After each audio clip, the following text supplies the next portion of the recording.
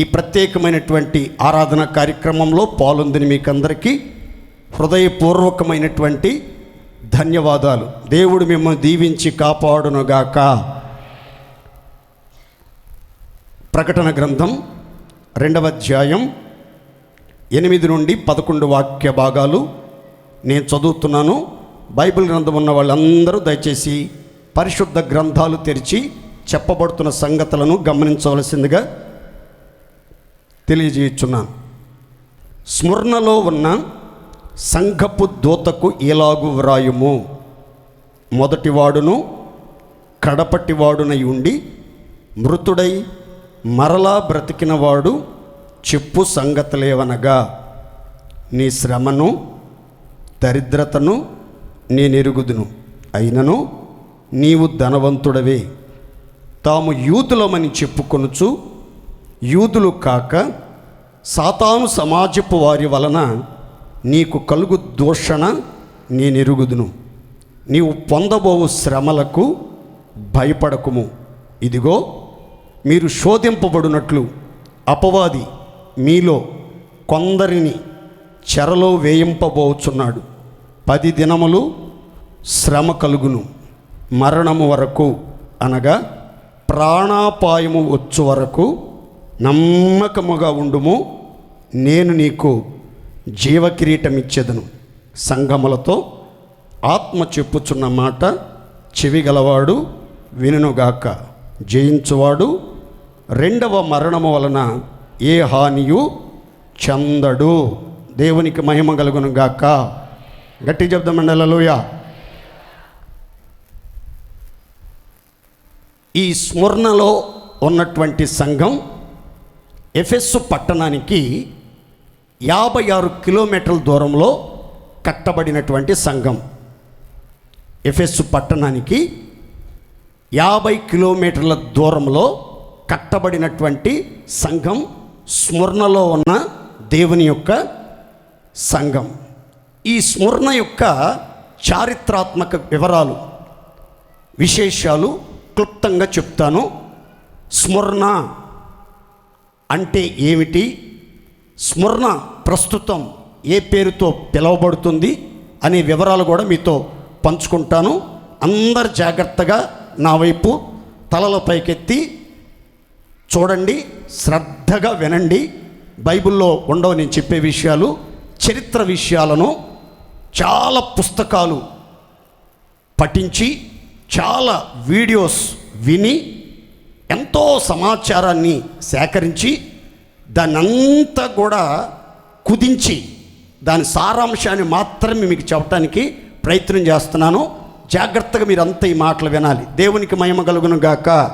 స్మరణలో ఉన్న దేవుని సంఘము, దేవునికి స్తోత్ర.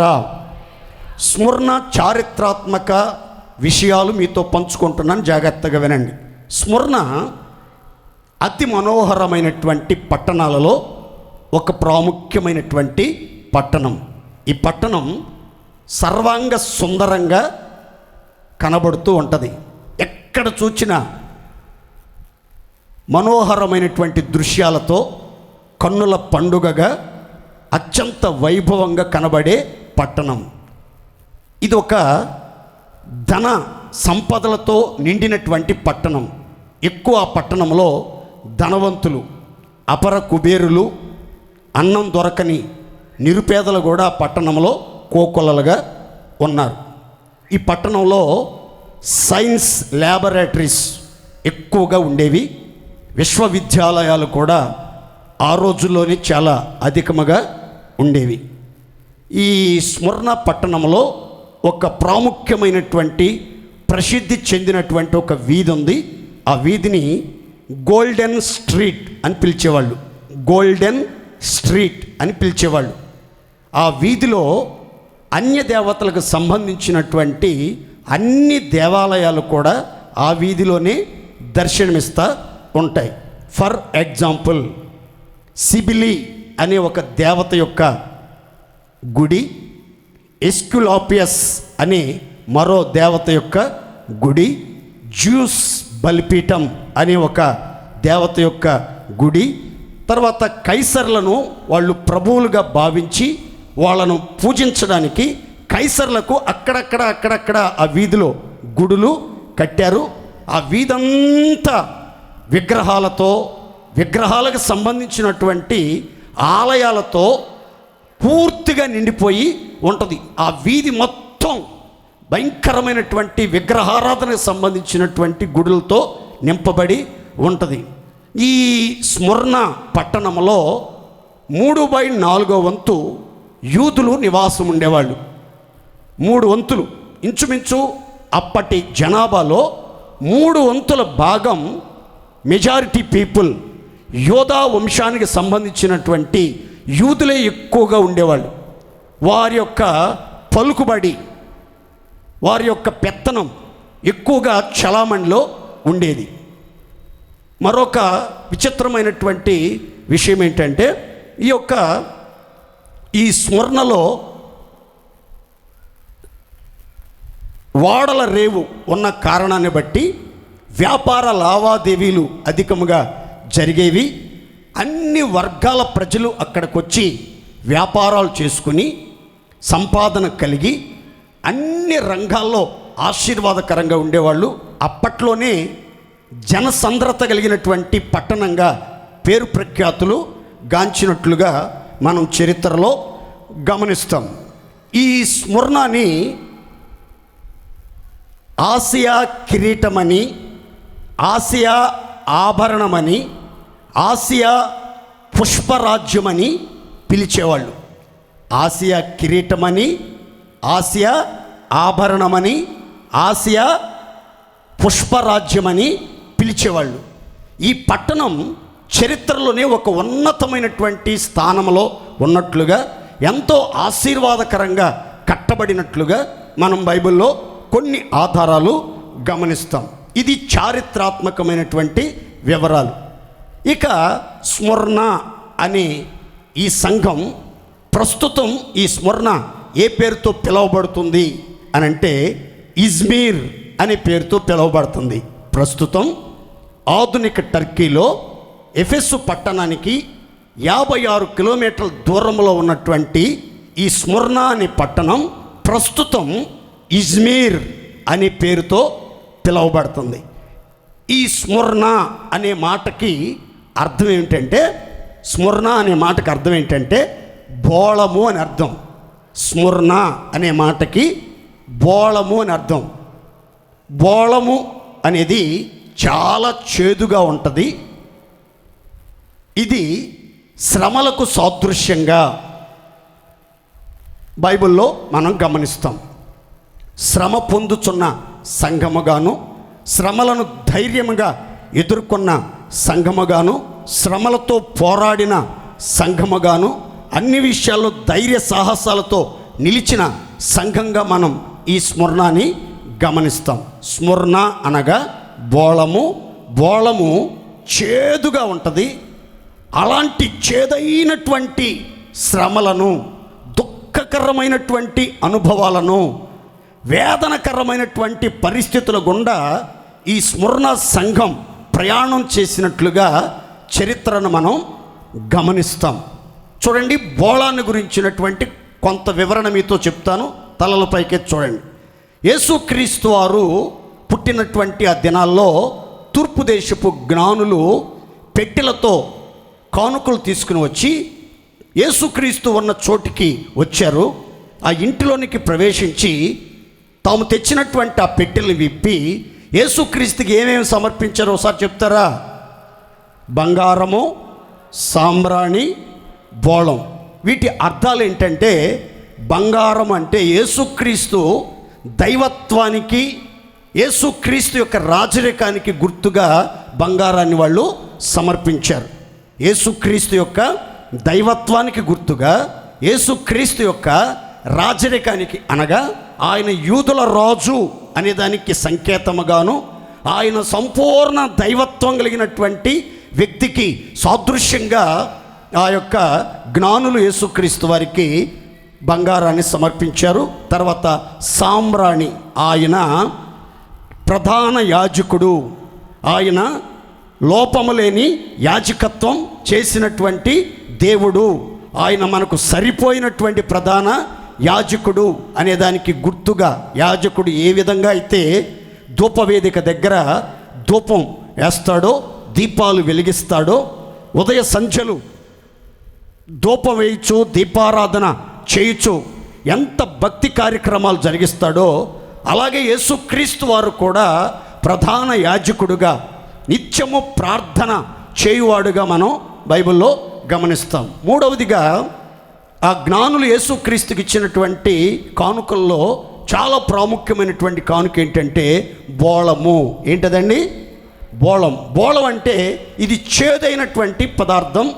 యేసుక్రీస్తు అనుభవించబోయే అనేక హింసలకు, శ్రమలకు గుర్తుగా ఈ బోళాన్ని ఆయనకి సమర్పించినట్లుగా మనం గమనిస్తాం. చూడండి, యేసుక్రీస్తు వారు అనేక శ్రమలు అనుభవించాడు. పెద్దల చేత, ప్రధాన యాజకుల చేత, శాస్త్రుల చేత అనేక హింసలు, శ్రమలు అనుభవించి, శ్రమ పెట్టబడి, చంపబడి, సమాధులు పెట్టబడ్డాడు. యేసుక్రీస్తు ప్రవక్తగా ఉంటాడు. ప్రవక్తని పితరులు ఎలాగైతే హింసలు పెట్టి శ్రమల పాలు చేసి చంపారో, అదే రీతిగా యేసుక్రీస్తు వారు కూడా పెద్దల చేత, ప్రధాన యాజకుల చేత, శాస్త్రుల చేత, స్వజనులైన యూదుల చేత అనేకమైనటువంటి హింసలు అనుభవించబోతున్నాడు, శ్రమలు అనుభవించబోతున్నాడు. చంపబడతాడు, రక్తాన్ని చిందిస్తాడు, గాయపరచబడతాడు, అన్యాయపు తీర్పు పొందుతాడు, వధించబడతాడు అనే దానికి గుర్తుగా ఆ జ్ఞానులు యేసుక్రీస్తు వారికి బోళం సమర్పించారు. ఇంకా మీకు వివరంగా చెప్పాలి అని అంటే, ఈ బోళాన్ని గురించి బైబిల్లో ఓ చక్కని మాట రాయబడింది. హవీలా దేశమందంతటా శ్రేష్టమైనటువంటి బంగారు గనులు ఉన్నాయట. ఏ గనులు ఉన్నాయండి? కొంచెం నోతే చెప్తే బాగుంటుంది. ఏ గనులు? బంగారపు గనులు. ఆ బంగారపు గనులు ఉన్నటువంటి స్థలంలో ఈ బోళము, గోమేధికము అత్యధికంగా దొరుకుతున్నట్లుగా ఆది కాండంలో మనం గమనిస్తాం. ఎక్కడ గోమేధికము, ఈ బోళము అత్యధికంగా దొరుకుతున్నాయి అని అంటే హవీలా దేశమందంతటా అక్కడ ఏముంది అని అంటే శ్రేష్టమైనటువంటి బంగారం దొరుకుతుంది. ఇక్కడ మీరు జాగ్రత్తగా వినండి ప్రియులారా. ఎక్కడైతే బోళం ఉంటుందో అక్కడ శ్రేష్టమైన బంగారు గనులు ఉంటాయి. దేవునికి స్తోత్ర. శ్రేష్టమైన బంగారు దొరకాలి, శ్రేష్టమైన బంగారం ఉన్న ప్రదేశముగా, శ్రేష్టమైన బంగారం ఉన్నటువంటి పట్టణంగా, శ్రేష్టమైన బంగారం ఉన్న సంఘంగా, శ్రేష్టమైన బంగారంతో నింపబడిన వ్యక్తివిగా నువ్వు మార్చబడాలంటే నీ దగ్గర దొరకాల్సిన, నీ దగ్గర అత్యధికంగా నిల్వ ఉండాల్సినటువంటి పదార్థం ఏంటంటే బోళం. ఏముండాలి?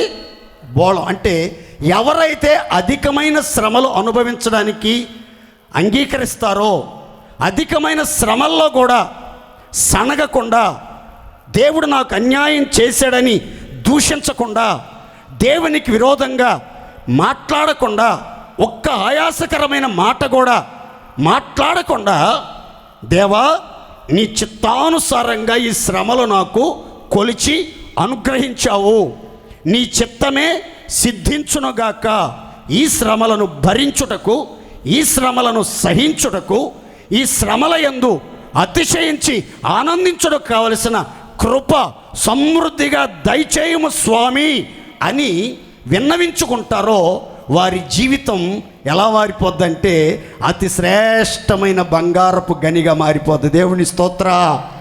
అలా కాకుండా చిన్న చిన్న శ్రమలకే, అల్పమైన శ్రమలకే అల్లకల్లోలమైపోయి ఆయాసకరమైన మాటలు మాట్లాడి దేవుణ్ణి దూషించి, దేవుని సంఘాన్ని దూషించి, సేవకులను దూషించి, ఇంటి వారిని దూషించి, దైవాన్ని దూషించి, తోలనాడి విచ్చలవిడిగా మాట్లాడేటువంటి వ్యక్తుల యొక్క జీవితంలో బంగారం లేదు అన్న సంగతి గుర్తుపట్టాలి. వాళ్ళ జీవితాలన్నీ కూడా భయంకరమైనటువంటి శపితమైన జీవితాలుగా మారిపోతాయి. ఎక్కడైతే బోళం అధికముగా ఉంటుందో అక్కడ శ్రేష్టమైనటువంటి బంగారు నిధులు ఉన్నట్లుగా బైబిల్ చెప్తుంది. ఈ స్మరణ అనే మాటకు అర్థం బోళము. బోళము అనగా శ్రమలు, వాసన. బోళము అనగా చేదు లేదా శ్రమల వాసన అని అర్థం. దేవునికి స్తోత్ర. గట్టిగా చెప్తారా ఒకసారి హల్లెలూయా. ఈ స్మరణలో ఉన్నటువంటి దేవుని సంఘ బిడ్డల దగ్గరికి మనం వెళితే వాళ్ళ దగ్గర వచ్చే వాసన ఏంటో తెలుసా అండి? శ్రమల వాసన. పర్ఫ్యూమ్ వాసన కాదు. ఏ వాసన కాదు? సిగరెట్ల వాసన కాదు, లేకపోతే మందు తాగిన మందు బాబుల దగ్గరికి వచ్చే ఆ దుర్వాసన కాదు, కానీ శ్రమల వాసన అనేది వస్తూ ఉంటుంది. నేను ఒక వీడియో చూశాను రాత్రి. కొలోజియం, ద ఐకాన్ ఆఫ్ రోమ్, అంటే హతసాక్షులను బలి ఇచ్చినటువంటి స్థలం ఒకటి ఉంది రోమ్లో. దాన్ని కొలోజియం అని అంటారు. ఆ కొలోజియం గురించి ఒక భక్తుడు మాట్లాడుతూ అంటాడు, నేటికి ఆ కొలోజియం అనే ప్రదేశానికి వెళ్ళి ఆ మట్టిని, పిడికెడు మట్టిని తీసుకుని దాన్ని గనక దగ్గరగా ఆ ముక్కు దగ్గరికి తీసుకొచ్చి ప్రయత్నం కనుక చేసామంటే ఎప్పటికీ 2000 సంవత్సరాల క్రితం చనిపోయినటువంటి, చంపబడినటువంటి హతసాక్షుల యొక్క రక్తపు వాసన ఆ యొక్క మట్టిలో ఇంకా గుబాయించి కొడతా ఉంటుందంటండి. ఇంకా గుబాయించి వస్తూ ఉంటుందంట. ఆ మరణపు వాసన, హతసాక్షుల రక్తపు వాసన, ఆ శ్రమల వాసన నేటికి కూడా మట్టిలో ఇంకా అణువణువుల్లో, పరమాణువుల్లో ప్రతిధ్వనిస్తూనే ఉంటుందంట. భయంకరమైన ఘాటుగా ఆ స్మెల్ ఇంకా వస్తూనే ఉంటుందంటండి. చూడండి ప్రియులారా, స్మరణ అనే మాటకు అర్థం చెప్పండి ఒకసారి గట్టిగా. బోళము అనగా చేదు, శ్రమల వాసన. చెప్పాలి గట్టిగా అందరూ. ఏ వాసన? శ్రమల వాసన. ఈ సంఘానికి దేవుడు ఎలా ప్రత్యక్షమయ్యాడు? యేసుక్రీస్తు తనను తాను ఎలా పరిచయం చేసుకున్నాడు? తనను తాను ఎలా బయలుపరుచుకున్నాడు? తనను తాను ఎలా ప్రత్యక్షపరుచుకున్నాడు అనే వివరాలు మనం చదువుకున్నాం. ఎలా ప్రత్యక్షపరుచుకున్నాడు ఆ సంఘానికంటే, మొదటివాడును కడపటి వాడును మృతుడై మరల బ్రతికిన వాడు చెప్పు సంగతులేవనగా. దేవునికి స్తోత్ర. చేతులెత్తి గట్టిగా స్తోత్రం చెప్పాలి గట్టిగా. హల్లెలూయా. యేసుక్రీస్తు ఎలా ప్రత్యక్షమయ్యాడు ఆ సంఘానికి? మొదటివాడు, కడపటివాడు. చెప్పండి ఒకసారి గట్టిగా. మొదటివాడు. అందరు చెప్పాలి నోరు తెరిచి. మొదటివాడు. ఎందుకు యేసుక్రీస్తు స్మరణలో శ్రమలు అనుభవించుచున్న దేవుని ప్రియులకు, ధైర్యముతో శ్రమలను ఎదుర్కొనుచున్న దేవుని ప్రియులకు, శ్రమల వాసన అనుభవిస్తున్నటువంటి దేవుని ప్రియులకు మొదటివాడిగా, కడపటివాడిగా ప్రత్యక్షమయ్యాడు అని అంటే జాగ్రత్తగా వినండి. పరిశుద్ధ గ్రంథంలో, యెషయా గ్రంథంలో కానివ్వండి, ప్రకటన గ్రంథంలో కానివ్వండి, ఈ మాటలు 2-3 చోట్ల మాత్రమే రాయబడ్డాయి. మొదటివాడను, కడపటివాడను, మొదటివాడను, కడపటి వాడను, అల్ఫా ఒమేగా, ఆది అంతం అనే మాటలు ప్రకటన గ్రంథంలోను, యెషయా గ్రంథంలో అక్కడక్కడ మీకు కనబడతాయి. యేసుక్రీస్తు మొదటివాడు అంటే ఆయనకు ముందు ఎవరు లేరు, ఆయన తర్వాత కూడా రాబోయే దినములలో ఇంకా ఎవరు లేరు, ఆయన తప్ప వేరొక దేవుడు లేనే లేడు. దేవుని స్తోత్ర. అందరూ సంతోషంగా చప్పట్లు కొట్టి దేవుని మహిమపరుద్దాం.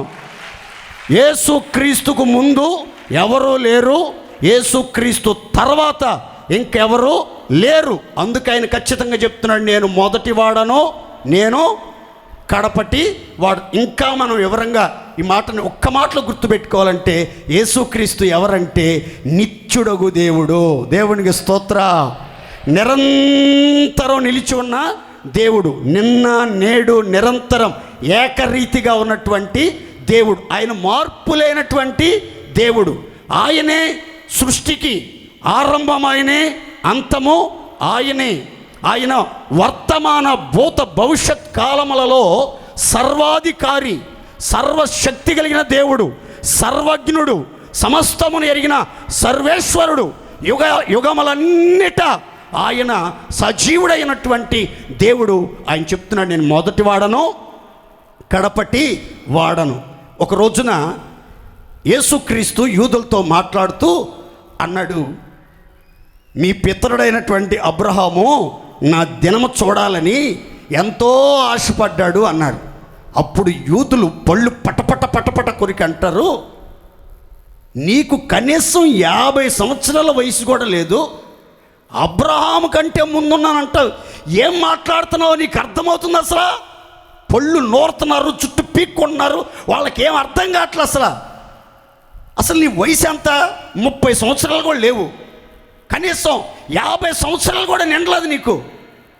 ఎప్పుడో 1000 సంవత్సరాల క్రితం ఉన్నటువంటి అబ్రహాము కంటే నేను ముందున్నానంటావు, ఆయన నన్ను చూడాలని, నా దినాన్ని చూడాలని ఎంతో ఆశపడ్డాడంటావు, ఏం మాట్లాడుతున్నావు అసలు అనంటే యేసుప్రభు అంటాడు, నేను అబ్రహాము కంటే ముందుగా ఉన్నవాడను. దేవునికి స్తోత్ర.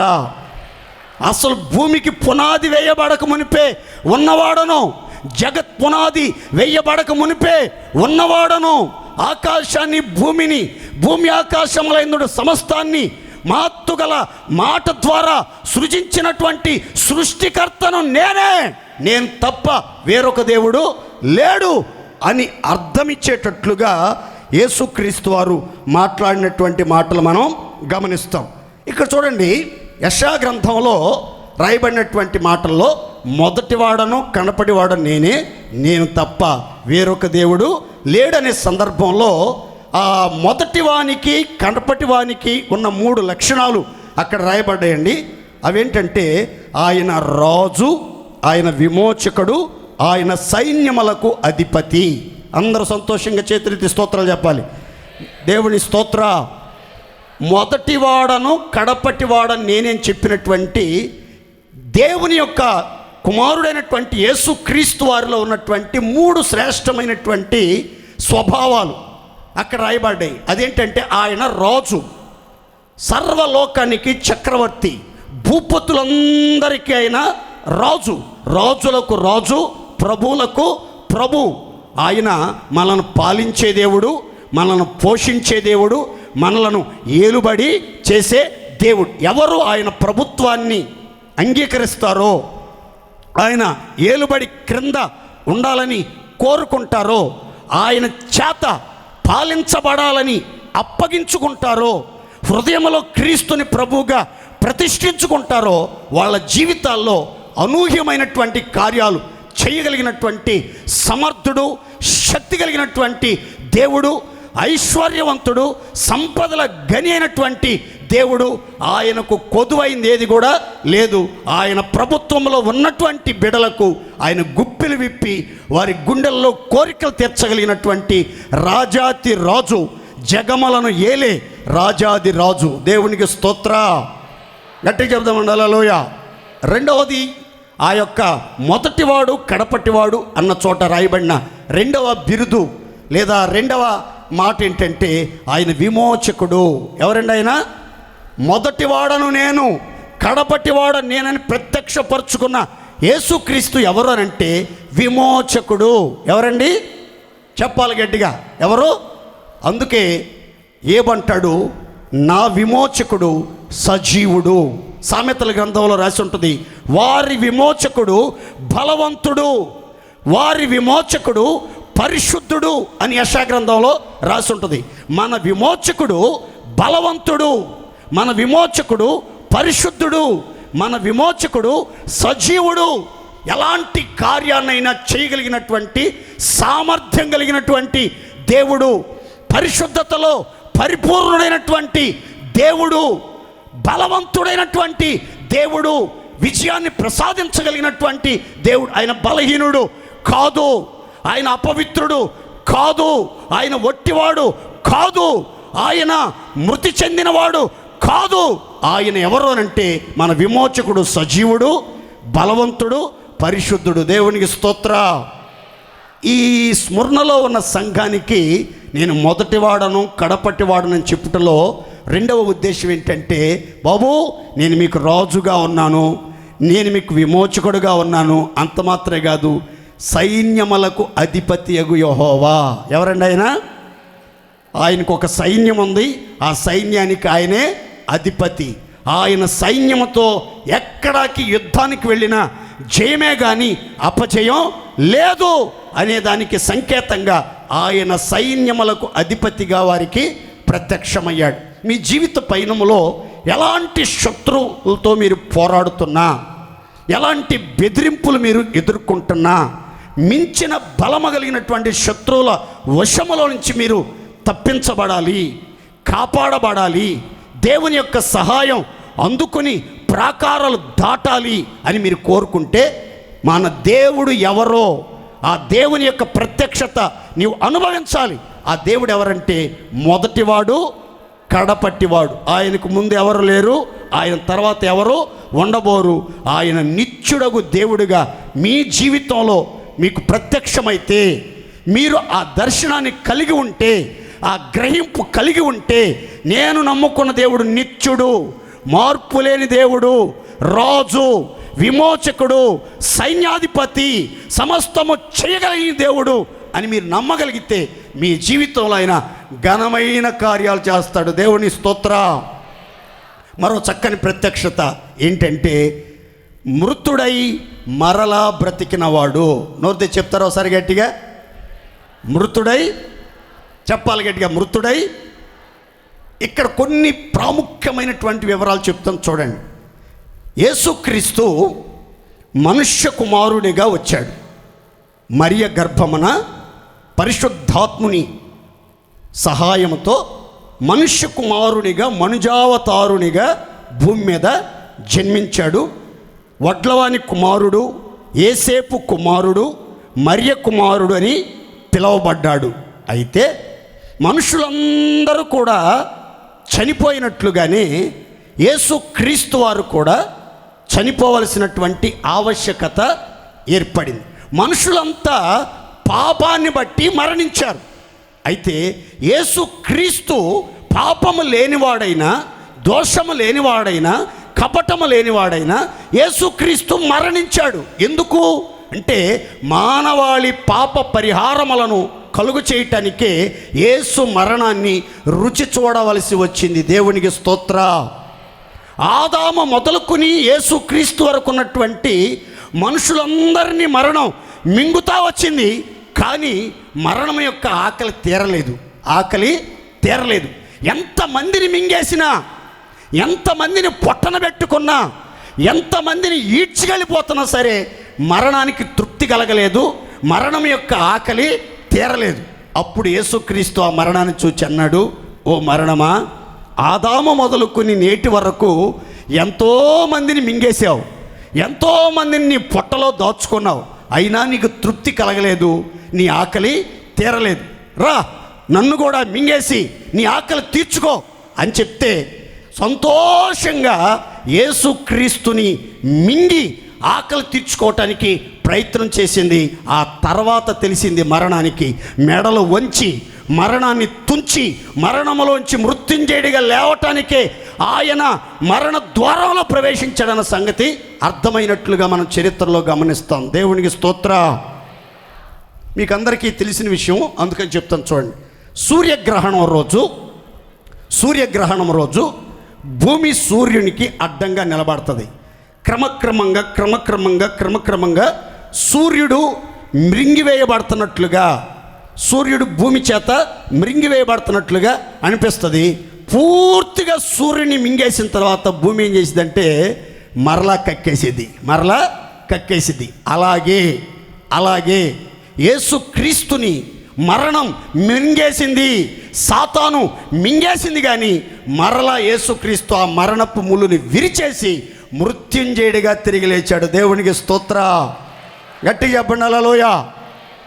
మరణాన్ని జయించినవాడు, లోకాన్ని జయించినవాడు, సాతాన్ని జయించినవాడు, రాణువ వారిని జయించినవాడు, రాయిని జయించినవాడు, సైన్యాన్ని జయించి తిరిగి లేచినటువంటి దేవుడుగా యేసుక్రీస్తు స్మరణలో ఉన్న పరిశుద్ధులకి, పరిశుద్ధ సంఘానికి ప్రత్యక్షమయ్యాడు. ఎందుకు? యేసుక్రీస్తు మృతుడై మరలా బ్రతికిన వాడుగా సంఘాన్ని ప్రత్యక్షమయ్యాడు? ఈ వివరాలు మీకు చెప్తాను, జాగ్రత్తగా వినండి.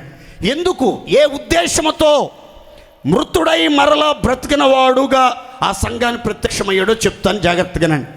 స్మరణలో ఉన్నటువంటి విశ్వాసులు, పరిశుద్ధులు ఎన్నో శ్రమలను ఎదుర్కొని యేసుక్రీస్తు కోసం నిలవబడి ప్రాణత్యాగం చేయబడి చంపబడ్డారు చాలామంది. ఆ స్మరణలో ఉన్నటువంటి సంఘానికి వచ్చినన్ని శ్రమలు, హింసలు, బాధలు, బంధకాలు మరి ఏ సంఘానికి వచ్చినట్లుగా మనం చరిత్రలో ఇంతవరకు గమనించం. అంత భయంకరమైనటువంటి శ్రమలలో నలిగిపోతున్నటువంటి వారికి యేసయ్య ఎలా ప్రత్యక్షమయ్యాడు అని అంటే బైబిల్ చెప్తుంది, మృతుడై మరలా బ్రతికిన వాడు చెప్పు సంగతులేవనగా. దేవునికి స్తోత్ర. చాలామంది అండి స్మరణలో ఉన్నటువంటి విశ్వాసులు భయంకరంగా హతసాక్షులుగా మార్చబడ్డారు. కొంతమందిని సింహాలకు ఆహారంగా వేశారు, మరికొంతమందిని స్తంభాలకు కట్టేసి తారు ముట్టించి దివిటీల్లాగా వెలిగించి బగబగ బగ బగ బగ బగ మండుతా అలాగే తగలబడిపోయారు. మరికొంతమందిని తారు డబ్బాల్లో క్రమక్రమంగా ముంచి పూర్తిగా తారులో ముంచేసి అలా వాళ్ళు బలైపోయారు. మరికొంతమందిని జంతువుల యొక్క చర్మపు తోళలతో చుట్టి వాళ్ళని ఎర్రని ఎండలో పడేస్తే ఆ చర్మం అంతా అలా బిగుసుకుపోయి వాళ్ళు అలా ఎముకలన్నీ ఇరిగిపోయి భయంకరమైనటువంటి మరణాన్ని అనుభవించారు. కొందరిని చిరఛేదనం చేశారు, కొందరిని కర్రలతో తల మీద మోది మెదడంతా బయటికి వచ్చేటట్లుగా చిత్రహింసలు పెట్టి చంపారు. మరి కొంతమందిని ఎత్తైన కొండ శిఖరాల మీదకి తీసుకెళ్ళి అమాంతంగా తోసేశారు అగాధ స్థలంలోనికి. వాళ్ళు ఎలా చనిపోయారో, ఎలా భయంకరమైనటువంటి హింసలు అనుభవించారో తెలియదు. మరి కొంతమందిని గోని సంచుల్లో నల్ల త్రాసు, తెల్ల త్రాసు, తేళ్ళు, మండ్రగబ్బాలు అనే విషపూరితమైన ప్రాణుల్ని ఆ గోని సంచుల్లో పడేసి ఈ యొక్క యేసుక్రీస్తును అంగీకరించి యేసుక్రీస్తు దైవత్వాన్ని నమ్మి యేసు కోసమే నిలిచినటువంటి పరిశుద్ధుల్ని ఆ సంచుల్లో సర్పాలు, తేళ్ళు, మండ్రగబ్బాలు ఉన్నటువంటి ఆ సంచుల్లో వేసి కుట్టేసి అలాగే సంచులు తీసుకెళ్ళి సముద్రంలో పడేశారు. ఎన్నో భయంకరమైనటువంటి చిత్రహింసలు, కఠోరమైనటువంటి శ్రమల ద్వారా మరణానికి అప్పగించుకోవటానికి ఇష్టపడినటువంటి ఆ సంఘానికి యేసుక్రీస్తు వారు ఎలా ప్రత్యక్షమయ్యాడంటే, మృతుడై మరలా బ్రతికిన వాడు చెప్పు సంగతులేవనగా. దేవుని స్తోత్ర. ఎందుకు ప్రత్యక్షమయ్యాడు చెప్పమంటారా? రెండు ఉద్దేశాలు. ఒకటి, ఇప్పటికే సంఘంలో ఎంతోమంది పరిశుద్ధులు చనిపోయారు. వాళ్ళ బంధువులు, వాళ్ళ ఇంటి వాళ్ళు, వాళ్ళ రక్త సంబంధులు వాళ్ళను కోల్పోయిన దుఃఖంతో, బాధతో, భారంతో, కన్నెలతో ఉన్నారు. వాళ్ళకి ఆదరణ కలిగించడానికి, వాళ్ళకు ఓదార్పు కలిగించడానికి, వాళ్ళను ధైర్యపరచడానికి, వాళ్ళకు నిరీక్షణ కలిగించడానికి యేసుక్రీస్తు వారు మృతుడై మరలా బ్రతికిన వాడిగా వారికి ప్రత్యక్షమయ్యాడు. దేవుని స్తోత్ర. నన్ను కూడా చంపేశారు, చిత్రహింసలు పెట్టారు, శిలువ మీద వేలాడదీశారు, పంచ గాయాలతో నన్ను మొత్తారు, నేను చనిపోయాను, అయినా నేను బ్రతికాను. మీ వారిలో కూడా ఎవరైనా క్రీస్తు నామము నిమిత్తం చనిపోతే, హింస పాలైతే, చంపబడితే, శ్రమలు అనుభవించి అతి కిరాతకంగా మరణిస్తే వాళ్ళని నేను మరలా బ్రతికించబోతున్నాను, ఇది మీకు ఆదరణ అని వాళ్ళను ధైర్యపరచడానికే యేసుక్రీస్తు వాళ్ళకి ఎలా ప్రత్యక్షమయ్యాడంటే, మృతుడై మరలా బ్రతికిన వాడు చెప్పు సంగతులేవనగా. దేవునికి స్తోత్ర. రెండవ కారణం ఏంటంటే, ఆయన మృతుడై మరలా బ్రతికిన వాడిగా సంఘాన్ని ప్రత్యక్షం అవటానికి కారణం ఏంటంటే, ఇప్పుడు శ్రమలను అనుభవిస్తూ, శ్రమలను ధైర్యంగా ఎదుర్కొంటూ, మరణాపాయము వచ్చినా, ప్రాణాపాయము వచ్చినా సరే ప్రాణాలు లెక్క చేయకుండా, భౌతిక మరణానికి ఏమాత్రం భయపడకుండా, రెండో మరణం వల్ల నేను హాని చెందకుండా కాపాడబడతాను. మొదటి మరణం ఎప్పుడొచ్చినా పర్లేదు, ఎలాంటి మరణమైనా పర్వాలేదు, సిలువేసి చంపినా పర్లేదు, సింహాలతో నా అవయవాలను చీల్చేసినా పర్లేదు, శత్రు సమూహాలన్నీ దాడి చేసి నన్ను నిలువున కిరాతకంగా చంపినా పర్లేదని వాళ్ళలో ఒక ధైర్యాన్ని, నిరీక్షణను, ఆ శ్రమలను ఎదుర్కొనడానికి కావాల్సిన శక్తి సామర్థ్యాలను నూరిపోయటానికే యేసుక్రీస్తు ఆ సంఘానికి ఎలా ప్రత్యక్షమయ్యాడంటే మృతుడై మరలా బ్రతికిన వాడిగా ప్రత్యక్షమయ్యాడు. దేవుని స్తోత్ర. ఎన్ని శ్రమలు వచ్చినా, లోకంలో మీకు శ్రమ కలుగును, అయినా ధైర్యం తెచ్చుకోండి. నేను లోకాన్ని జయించాను. శ్రమల మార్గము గుండా వెళుచున్నటువంటి ఆ సంఘానికి దేవుడు ప్రత్యక్షమై చెప్తున్నాడు, ఎన్ని మరణకరమైన శ్రమలున్నా ధైర్యంతో నిలబడండి. మరణమే ఒకవేళ మీ దగ్గరకు వచ్చినా సరే సంతోషంతో ఆహ్వానించండి. ఏం కంగారు పడబాకండి. వాళ్ళని ధైర్యపరచడానికి, వాళ్ళని బలపరచడానికి, శాశ్వత జీవాన్ని వాళ్ళకి ప్రసాదించడానికి యేసు ప్రభు ఎలా ప్రత్యక్షమయ్యాడంటే మృతుడై మరల బ్రతికిన వాడు చెప్పు సంగతులేవనగా. దేవుని స్తోత్ర. యేసుక్రీస్తు యొక్క మరణం ఆయన త్యాగానికి సంకేతం, ఆయన పునరుద్ధానం నిత్యత్వానికి నిండు నిదర్శనం. దేవుని స్తోత్ర. యేసుక్రీస్తు మరణ పునరుద్ధానాలే క్రైస్తవ్యానికి వెన్నెముక లాంటివి. కనుక యేసుక్రీస్తుని మనం ఎందుకు నమ్ముకున్నాం, ఎందుకు ఆరాధిస్తున్నాం, ఎందుకు వెంబడిస్తున్నాం అంటే యేసయ్యే నిజమైన దేవుడు, యేసయ్యే మొదటివాడు, కడపటివాడు, యేసయ్యే మృతి పొంది మరలా తిరిగి లేచినటువంటి మృత్యుంజయుడు. ఆయన ద్వారా తప్ప ఎవరు మోక్ష రాజ్యములోనికి చేరలేరు, నిత్య రాజ్యములో ప్రవేశించలేరు, యుగయుగాలు సజీవులుగా జీవించలేరు. కాబట్టి యేసును కలిగిన వాళ్ళు మాత్రమే పరలోక రాజ్యంలో ఉంటారు. దేవునికి స్తోత్ర.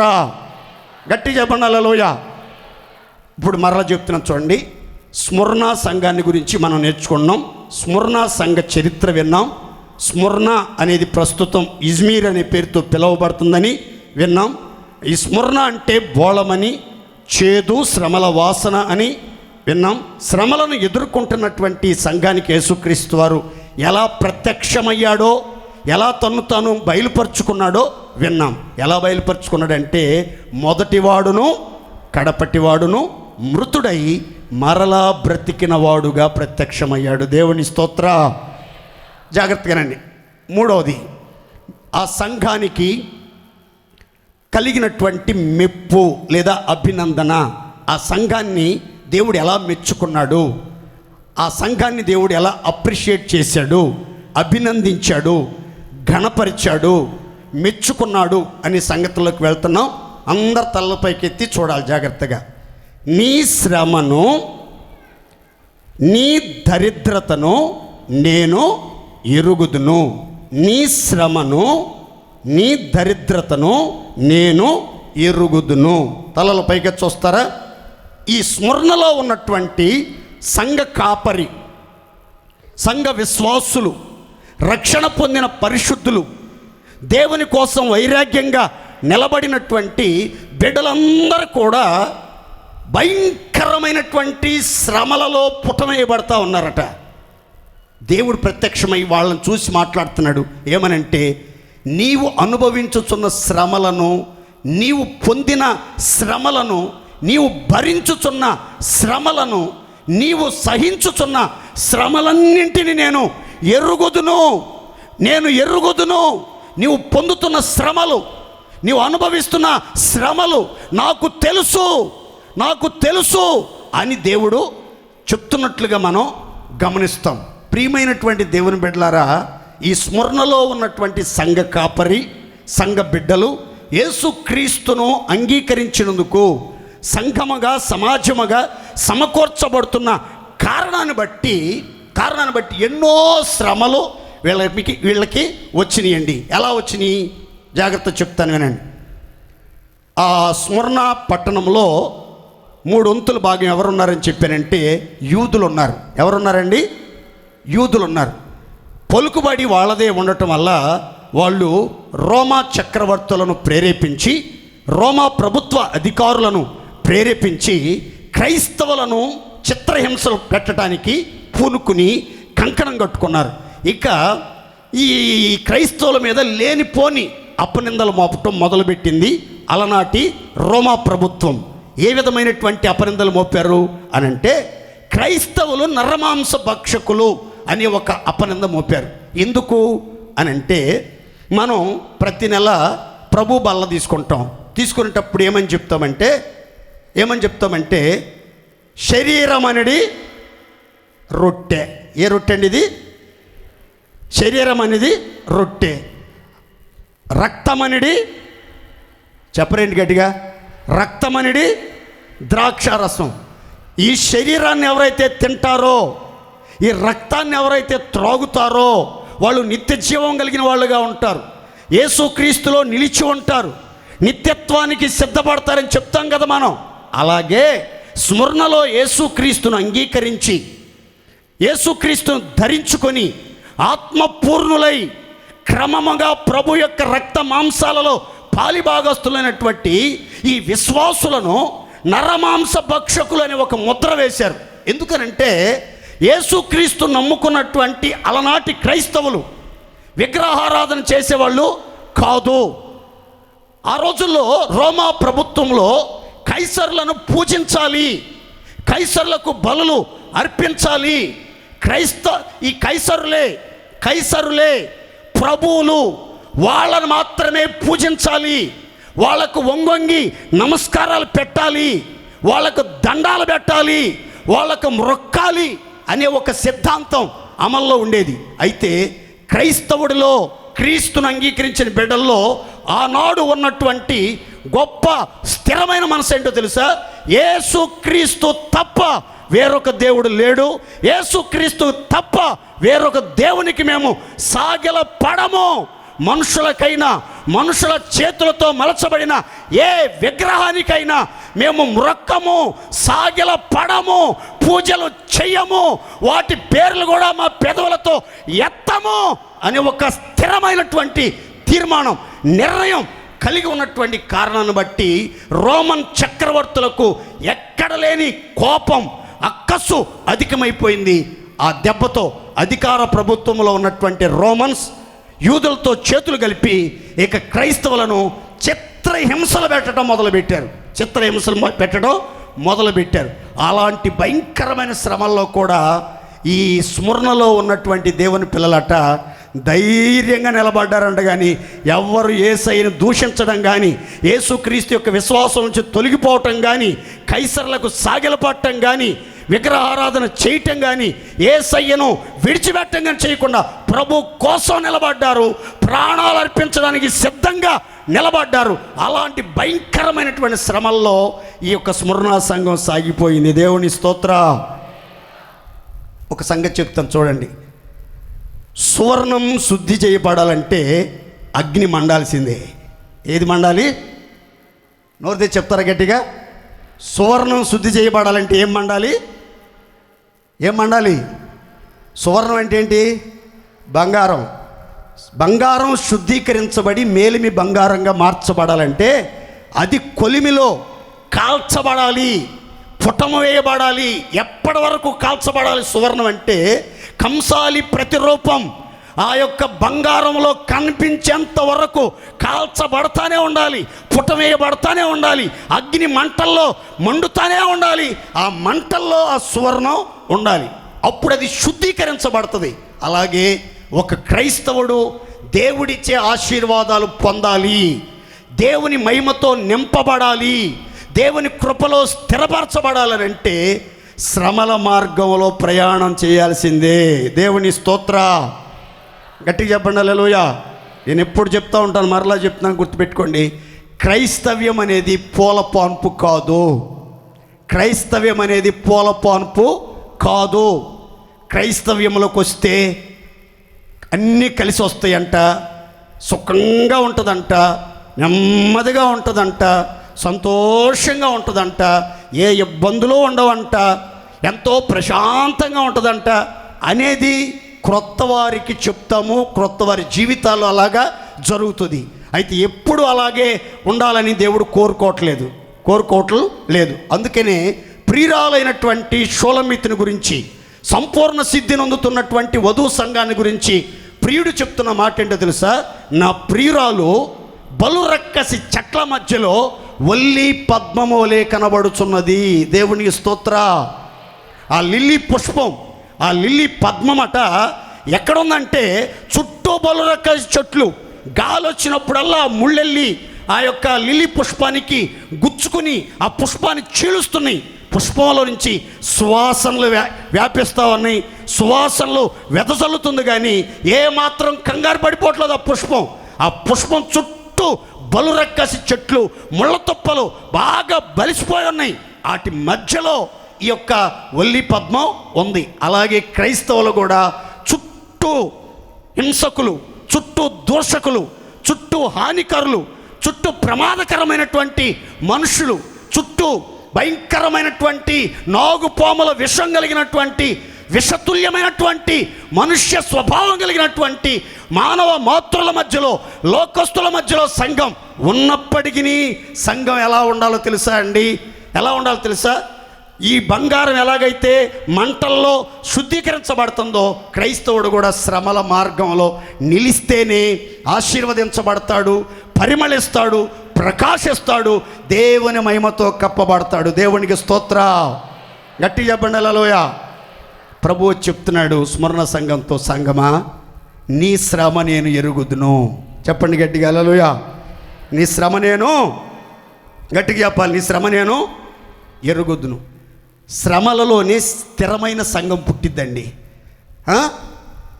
శ్రమలు లేకపోతే ఎవరు స్థిరమైన విశ్వాసులో, ఎవరు డూప్లికేట్ విశ్వాసులో ఎట్ట తెలిసిద్ది మనకి? అందుకని స్మరణలో ఉన్నటువంటి విశ్వాసులను దేవుడు శ్రమల ద్వారా ఓడబోయాలనుకున్నాడు. ఏం చేయాలనుకున్నాడు? ఓడబోయాలనుకున్నాడు. ఓడబోస్తే ఒరిజినల్ ఏంటో తెలిసిపోద్ది, డూప్లికేట్ ఎవరో తెలిసిపోద్దని అనుకున్నాడు. చూడండి, మీకు ఇంకా వివరంగా చెప్తాను. ఇప్పుడు వచ్చి కొంతమంది భక్తులు పెద్ద బడాయోళ్ళలాగా, మేము అప్పుడు ఎంత భక్తులమి, ఇప్పుడు ఎంత భక్తులమి, మేము లేకపోతే ఏమి లేదని చెప్తున్నారే. ఇలాంటి భక్తులు కరోనా కష్టకాలంలో అసలు ఎవడు కనబడలేదండి మందిరం ఏరియాలో. పోలీసులు వచ్చినా కానీ ఎవరు పోలీసుల దగ్గరికి కూడా వెళ్తానికి ఇష్టపడలా. నేనే ఎస్ఐతో మాట్లాడాను కానీ ఎవరు కూడా దగ్గరికి రావడానికి కూడా ఇష్టపడలేదు. వీళ్ళని తీసుకెళ్ళి జైలు వేస్తారనుకున్నారు, ఏమో నాకు తెలియదు. కానీ అసలు సిస్సలైనటువంటి క్రైస్తవ్యం, ఒరిజినల్ విశ్వాసులు బయటపడాలంటే ఇలాంటి శ్రమల్లో సంఘాన్ని దేవుడు నడిపించడానికి ఇష్టపడతాడు. దేవునికి స్తోత్ర. గట్టిగా చెప్పండి హల్లెలూయా. పౌలు గారికండి 40 రకాల శ్రమలు వచ్చినాయండి. ఎన్ని రకాల శ్రమలు వచ్చినాయి? నోరు తెరిచి చెప్పాలి గట్టిగా. ఎన్ని రకాల శ్రమలు వచ్చినాయి? ఆ లిస్టు బైబిల్లో ఉంటుంది, కొరింథీ పత్రికలు, మీరు తర్వాత చదువుకోండి. 40 రకాల శ్రమలు వచ్చినా కానీ ఒక్క మాట, ఒక్క ఆయాసకరమైన మాట కూడా మాట్లాడలేదండి. ఆ శ్రమలన్నిటిలో సంతోషంతో సమాధానంతో సాగిపోయాడు. అందుకని ఆ శ్రమలను పౌలు దీవెనగాను గొప్ప భాగ్యంగా ఎంచుకున్నాడు. దేవునికి స్తోత్ర. మీ జీవితంలో వస్తున్నటువంటి శ్రమలలో మీరు ఎలా మాట్లాడుతున్నారు, మీరు ఎలా ప్రవర్తించగలుగుతున్నారు, దేవుని ఎదుట మీ జీవితాన్ని ఎలా కనపరుచుకోగలుగుతున్నారు అనేది ఇక్కడ మీరు గమనించాలి. ఎన్ని శ్రమలు వచ్చినా సరే శ్రమల్లో ఇసుక్కోకూడదు నిజమైనటువంటి విశ్వాసులు. రెండవదిగా, శ్రమల మధ్యలో నలుగుతున్నప్పుడు దేవుడు నాకు అన్యాయం చేశాడు, నా బంధువులు నాకు అన్యాయం చేశారు, నా ఇరుగు పొరుగు వాళ్ళు నాకు అన్యాయం చేశారు, ఎలాంటి పరిస్థితుల్లో కూడా నీ నోట్లో ఒక్క ఆయాసకరమైన మాట కూడా రాకూడదు. ఎన్ని శ్రమలు వచ్చినా సరే ఆనందంతో అనుభవించాలి, అన్నిటినీ భరించాలి, సహించాలి, శ్రమలలో అత్యధికంగా అతిశయించాలి. దేవునికే మహిమ కలుగును గాక. గట్టిగా చెప్పండి హల్లెలూయా. రెండవది ఏంటంటే, ఈ స్మరణలో ఉన్న సంఘానికి ఏముందని చెప్తున్నాడంటే దేవుడు, నీ దరిద్రతను నేను ఎరుగుదును. ప్రారంభంలో స్మరణ సంఘాన్ని గురించి ఏమనంటే, స్మరణ సంఘములో, స్మరణ పట్టణంలో ఉన్న వాళ్ళంతా ధన సంపదలు కలిగిన వాళ్ళు. ఎవరని వీళ్ళు? మరి ఇక్కడ ఏమని రాస్తుందంటే, నీ దరిద్రతను నేను ఎరుగుదునని రాస్తుంది. ఏంటి కారణం చెప్తాను జాగ్రత్తగానండి. ఆనాడు యేసుక్రీస్తును అంగీకరించి సంఘంలో చేర్చబడినటువంటి విశ్వాసులను బలవంతం పెట్టి పట్టణ అభివృద్ధికి అని చెప్పి విపరీతమైనటువంటి పన్ను భారం క్రైస్తవుల మీద వేసి వీళ్ళకున్నటువంటి ఆస్తులన్నిటినీ దోచుకున్నది రోమా ప్రభుత్వం. అన్నిటినీ దోచుకుంది రోమా ప్రభుత్వం. చర స్థిరాస్తులు, వెండి బంగారాలు, వస్తు వాహనాలు, పొలాలు, స్థలాలు, వాళ్ళ జీవన సంబంధమైనంతా దోచుకుంటుంది బలవంతంగా. క్రిస్టియానిటీలోకి వచ్చిన తర్వాత నువ్వు ఏ కులమైనా, ఏ మతమైనా, ఏ జాతి అయినా సరే నువ్వు బీసీ కిందకు వస్తావు. క్రిస్టియన్ అంటే బీసీ. ఇంతకుముందు నువ్వు ఎస్సీ అయి ఉండొచ్చు, ఎస్టీ అయి ఉండొచ్చు, ఓసీ అయి ఉండొచ్చు. నువ్వు యేసు ప్రభు నమ్ముకున్నావు కాబట్టి నీవు బీసీ. నీకు పలానా కేటగిరీలో ఉన్నప్పుడు నీకు ఉద్యోగం వచ్చింది, అప్పుడు నీకు ఇంత శాలరీ వచ్చింది. నీవు ఆ క్యాస్ట్కి సంబంధించిన వ్యక్తివి కాబట్టి, ఆ మతానికి సంబంధించిన వ్యక్తివి కాబట్టి ఈ బెనిఫిట్స్ అని నీకు వస్తున్నాయి. ఇప్పుడు నువ్వు యేసు ప్రభువుని అంగీకరించానని చెప్తున్నావు, యేసుక్రీస్తే దేవుడు అని చెప్తున్నావు, యేసుక్రీస్తే ప్రభు అని చెప్తున్నావు, నేను సంఘానికి వెళ్తున్నానని చెప్తున్నావు కనుక నీకొచ్చే బెనిఫిట్స్ అన్నీ తీసేస్తున్నావు, నీకొచ్చే ఆదాయం అంతా తీసేస్తున్నావు. నీకిక పెన్షన్ రాదు, పెన్షను రాదు. నీ ఇష్టం అయితే ఉండు, లేదంటే మతం మార్చుకో, మందిరానికి వెళ్ళొద్దు. యేసు ప్రభు దేవుడు కాదు, నువ్వు హిందువుడుగా బ్రతుకు, మహమ్మదీయుడుగా బ్రతుకు. అంతేగాని క్రైస్తవుడుగా ఉంటే నీకు ఈ ప్రయోజనాలు ఉండవు. ప్రభుత్వం ద్వారా వచ్చే ఈ వనరులన్నీ ఆగిపోతాయి అని చెప్తేనంటండి. అని చెప్తే ఆ స్మరణలో రక్షణ పొంది సంఘంలో చేర్చబడినటువంటి విశ్వాసులట తమ ఆస్తిని కోల్పోవటానికి సంతోషంతో ఒప్పుకున్నారంటండి. దేవునికి స్తోత్ర. గట్టిగా చెప్పండి హల్లెలూయా. తమ ఆస్తిని కోల్పోవడానికి ఏమయ్యారంటండి వాళ్ళు? ఉద్యోగం పోయినా పర్వాలేదు, ప్రయోజనాలు పోయినా పర్వాలేదు, బెనిఫిట్స్ రాకపోయినా పర్వాలేదు, ఆ రేషన్ బియ్యం రాకపోయినా పర్వాలేదు, ఆ నూనె రాకపోయినా పర్వాలేదు, కిరసనాయలు రాకపోయినా పర్వాలేదు, చింతపండు ఇగిపోయినా పర్వాలేదు, ఇళ్ల స్థలాల పట్టాలు ఇగిపోయినా పర్వాలేదు. నేను Christian, I am a Christian. నేను క్రీస్తును కలిగిన వాడను, క్రీస్తును ధరించుకున్న వాడిని, క్రీస్తును ప్రత్యక్షపరచగలిగిన సత్తా కలిగిన వాడను. నేను క్రీస్తే నా ఊపిరి, క్రీస్తే నా ధ్యాస, క్రీస్తే నా శ్వాస, క్రీస్తు కోసమే బ్రతుకుతాను, క్రీస్తు కోసమే చనిపోతానని ఒక దృఢమైనటువంటి విశ్వాసంతో ప్రభు కోసం నిలబడి ఆస్తంతా కోల్పోవటానికి సంతోషంతో సమ్మతిస్తే ఆ రోమా ప్రభుత్వం యూదులతో కలిసి ఈ క్రైస్తవుల యొక్క ఆస్తులన్నీ దోచేసుకున్నారండి. ఆస్తులన్నీ దోచేసుకుంటే ఇప్పుడు ఆ స్మరణలో ఉన్న క్రైస్తవులంతా ఏమైపోయారంటే దరిద్రులైపోయారు. ఏమైపోయారండి? నోరు తెచ్చి చెప్పండి గట్టిగా. ఏమైపోయారు? చెప్పాలి గట్టిగా. ఏమైపోయారు? దరిద్రులు అయిపోయారు. అప్పుడు ప్రభు అంటున్నాడు, నీ దరిద్రతను నేను, చెప్పాలి గట్టిగా, నీ దరిద్రతను నేను ఎరుగుదును అని ఇంకొక మంచి మాట చెప్తాడు. ఏమని తెలుసా? అయినను నీవు ధనవంతుడవే. చప్పట్లు కొట్టి దేవుడు మహిమపరుద్దాం. గట్టిగా చప్పట్లు కొట్టాలి. ప్రభువు నిమిత్తం నీవేదైనా కోల్పోయి ఉంటే, ప్రభువు నిమిత్తం నీ ఉద్యోగాన్ని కోల్పోయావా, ఆస్తిని కోల్పోయావా, బెనిఫిట్స్ కోల్పోయావా, ప్రభుత్వం ద్వారా వచ్చే ప్రయోజనాలు కోల్పోయావా, నిరాశతో నిట్టూర్పులు విడుస్తూ నిలబడ్డావా, అయ్యో నాకెందుకు ఇలా జరిగింది అని కృంగిన మనసుతో నిలిచి ఉన్నావా? కంగారు పడబాకండి. బైబిల్ చెప్తుంది, దేవుడే స్వయంగా స్మరణలో ఉన్నటువంటి విశ్వాసులతో చెప్తున్నాడు, మీరు దరిద్రులని మీరు అనుకోబాగండి, మిమ్మల్ని మించిన ధనవంతులు భూప్రపంచంలో ఇంకెవరు లేరు. దేవుని స్తోత్ర. దరిద్రతను అనుభవిస్తున్న సంఘం దగ్గరికి వచ్చి ప్రభు అన్నాడు, మీరు దరిద్రులని ఎవర్రా చెప్పింది మీకు? మీరు ధనము కలిగిన ధన్య సంఘమై ఉన్నారు. ధనము కలిగిన ఏ సంఘం? ధన్య సంఘం. ధన్య సంఘం. చూడండి, మీకు వివరంగా చెప్తాను. క్రైస్తవులు ఎలా బ్రతికారో, ఎలాంటి మాటలు మాట్లాడారో, ఆ దారిద్ర్యంలో ఆస్తిని కోల్పోయినటువంటి ఆ పరిస్థితులు కూడా ఎలాగూ జీవించారో కొన్ని మాటలు మీతో పంచుకుంటాను. జాగ్రత్తగా అందరూ బైబిల్ గ్రంథాన్ని తెరవండి దయచేసి. చూడండి, కొరింథీయులకు రాసిన 2వ పత్రిక 6వ అధ్యాయం 10వ వాక్యం చూడండి ఒకసారి.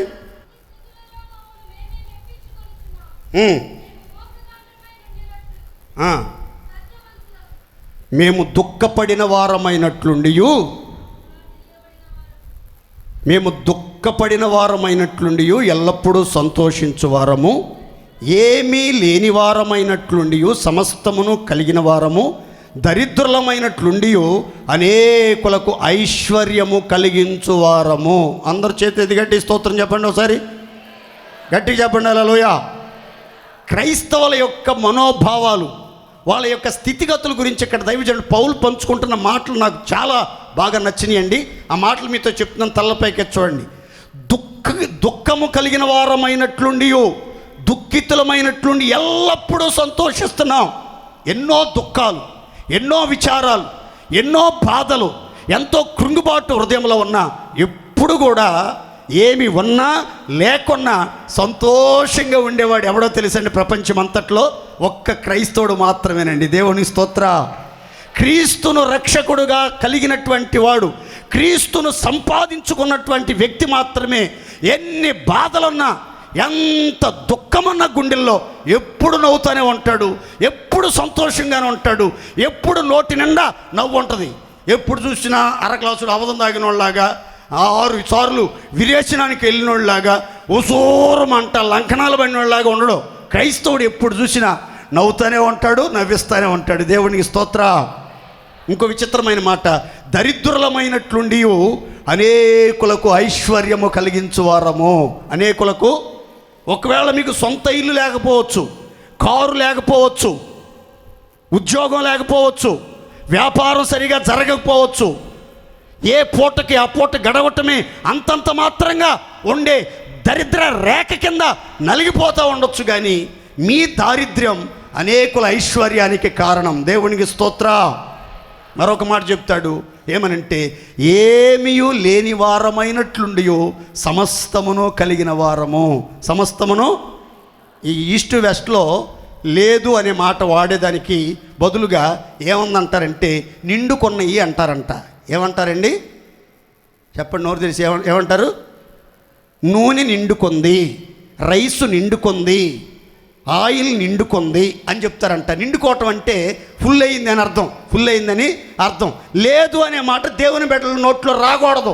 కొంతమంది ఎప్పుడు చూసినా బియ్యం అయిపోయినాయి, నూనె అయిపోయింది, కూరగాయలు అయిపోయినాయి, సరుకులు అయిపోయినాయి, బట్టలు పాతగిల్లిపోయినాయి, ఎప్పుడు చూసినా ఈ దరిద్రుల నోట్లో అయ్యే మాటలు. కొంతమందికి దేవుణ్ణి నమ్ముకున్న బిడ్డలు ఎప్పుడు కూడా ఏమనాలంటే విశ్వాసంతో పలకాలి, అన్నీ నిండుకున్నవి. దేవునికి స్తోత్ర. ఏమి లేకపోయినా సమస్తమును కలిగిన వారం, ఏమి లేకపోయినా సమస్తమును కలిగిన వారు. చూడండి, క్రైస్తవ జీవితంలో దరిద్రతను అనుభవిస్తున్నటువంటి స్మరణ సంఘ బిడ్డల దగ్గరికి దేవుడు వచ్చి అంటున్నాడు, మీరు దరిద్రులని బాధపడబాకండి, ఏమీ లేదని బాధపడబాకండి, దుఃఖంలో ఉన్నామని బాధపడబాకండి, శ్రమలు అనుభవిస్తున్నామని బాధపడబాకండి. మాకు కలిగిన ఆస్తులన్నీ ప్రభుత్వం దోచుకుని మిమ్మల్ని రిక్తులుగా చేసేసిందని ప్రభుత్వం మీద తిరుగుబాటు చేయబాకండి, అధికారుల మీద తిరుగుబాటు చేయబాకండి, మీరు దేవుణ్ణి దూషించబాకండి, సనగొద్దు. అన్ని విషయాల్లో మీరు నిరీక్షణ కలిగి నిలబడండి. మీరు ఏమి లేకపోయినా సరే అన్నీ కలిగినటువంటి ధనవంతులు మీరే. దేవునికి స్తోత్ర. ఇంకొక మాట చెప్తాను చూడండి, దేవుని బిడ్డలమైన మనం ఏ విషయాల్లో ధనవంతులుగా ఉన్నామో ఒక మాట చెప్తాను చూడండి. యేసు ప్రభు చెప్పిన మాట నాకు చాలా బాగా ఇష్టం, చదువుకుందాం చూడండి అందరు దయచేసి. అందరు గమనించండి ఆ మాట. లూకాసు వార్త 12:21. దేవుని ఎడల ధనవంతుడు కాక తన కొరకే ధనము ధాన్యము సమకూర్చుకున్నవాడు అలాగుననే ఉండును. తలలపైకే చూస్తారా? మనమంతా ఎవరిలో ధనవంతులమై ఉండాలంటే దేవునిలో ధనవంతులమై ఉండాలండి. ఇక్కడ ఒక ఉపమానం చెప్పాడు యేసు ప్రభు, మీకు కూడా చెప్తా వినండి. ఒక ధనవంతుడు పొలం పండించాడు, ఆ సంవత్సరం భూమి సమృద్ధిగా పండింది. అప్పుడు వాడు కూర్చుని ఇలా ఆలోచించుకున్నాడంట, విస్తారమైనటువంటి ధనం సమకూర్చబడింది, నా కొట్లేమో సరిపోవు, ఈ కొట్లన్నీ పగలగొట్టేసి వీటిని పెద్ద గోడౌన్స్గా మారుస్తాను, ఈ ధాన్యం అంతా గోడౌన్స్లో చేరుస్తాను, చేర్చిన తర్వాత నా ప్రాణంతో చెప్పుకుంటా, నా ప్రాణమా, అనేక సంవత్సరాలకు విస్తారమైన ధాన్యం, ధనం, సంపద నీ కోసం కూర్చబడింది. నా ప్రాణమా, తినుము, త్రాగుము, సుఖాన్ని అనుభవించి సంతోషించు అని చెప్పుకుంటుంటే ఈలోపు ఎక్కడి నుంచో ముగ్గురు వచ్చారంట. వచ్చి, ఎర్రోడా, ఫూలిష్ మ్యాన్, ఏయ్ ఫూలిష్ మ్యాన్, తెలివి తక్కువడా, బుర్రలో గుజ్జులేనోడా, ఈ రాత్రి నీ ప్రాణం అడుగుతున్నారు. నీవు సంపాదించిందంతా ఏం కాబోతుందిరా? రేయ్ ఎర్రడా, ఓ రాత్రి మగళ్ళు సంపాదన సంపాదన సంపాదన అని తిరుగుతున్నావు. క్రమముగా అక్రమంగా అన్యాయంగా విచ్చలవిడిగా సంపాదించే పనిలోనే నువ్వు నిమగ్నమై జీవిస్తున్నావు. కలిగిన దాంతో తృప్తి లేకుండా, కలిగిన దాంతో సంతోషం లేకుండా ఇంకా సంపాదన మనసుతోనే నడిపించబడుతున్నావు. నువ్వు సంపాదించినంత ఏమైపోతురా?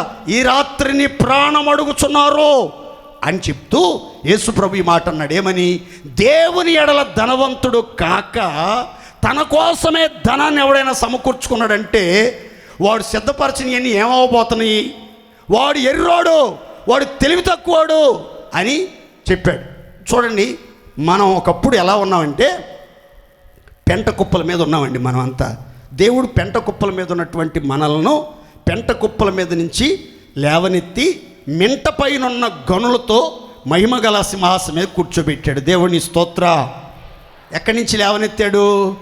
పెంట కుప్పల మీద నుంచి లేవనెత్తాడు. ఎక్కడ కూర్చోబెట్టాడు? మింట పైనున్న, పెంట మింట, జాగ్రత్త గుర్తుపెట్టుకోండి, పెంట మింట. పెంట కుప్పల మీద నుంచి లేవనెత్తి మింట పైనున్న గనులతో మహిమగల సింహాసనం మీద కూర్చోబెట్టి గణపరిచాడు మనల్ని. మనం ఒకప్పుడు మన స్థితిని గుర్తు చేసుకుని దేవుడు నన్ను ఈ స్థాయిలో ఉంచాడు, ఇంత ఘనత ఇచ్చాడు, ఇంత సంపాదించుకోవడానికి సామర్థ్యం ఇచ్చాడు, నా కుటుంబానికి పోషణకు ఏ ఇబ్బంది లేదు అని తృప్తి పడాల్సినటువంటి క్రైస్తవులు, నేటి క్రైస్తవులు ఏం చేస్తున్నారంటే సంపాదించిన దానితో, దేవుడిచ్చిన ధన సంపదలతో తృప్తి లేకుండా ఇంకా సంపాదించే పని.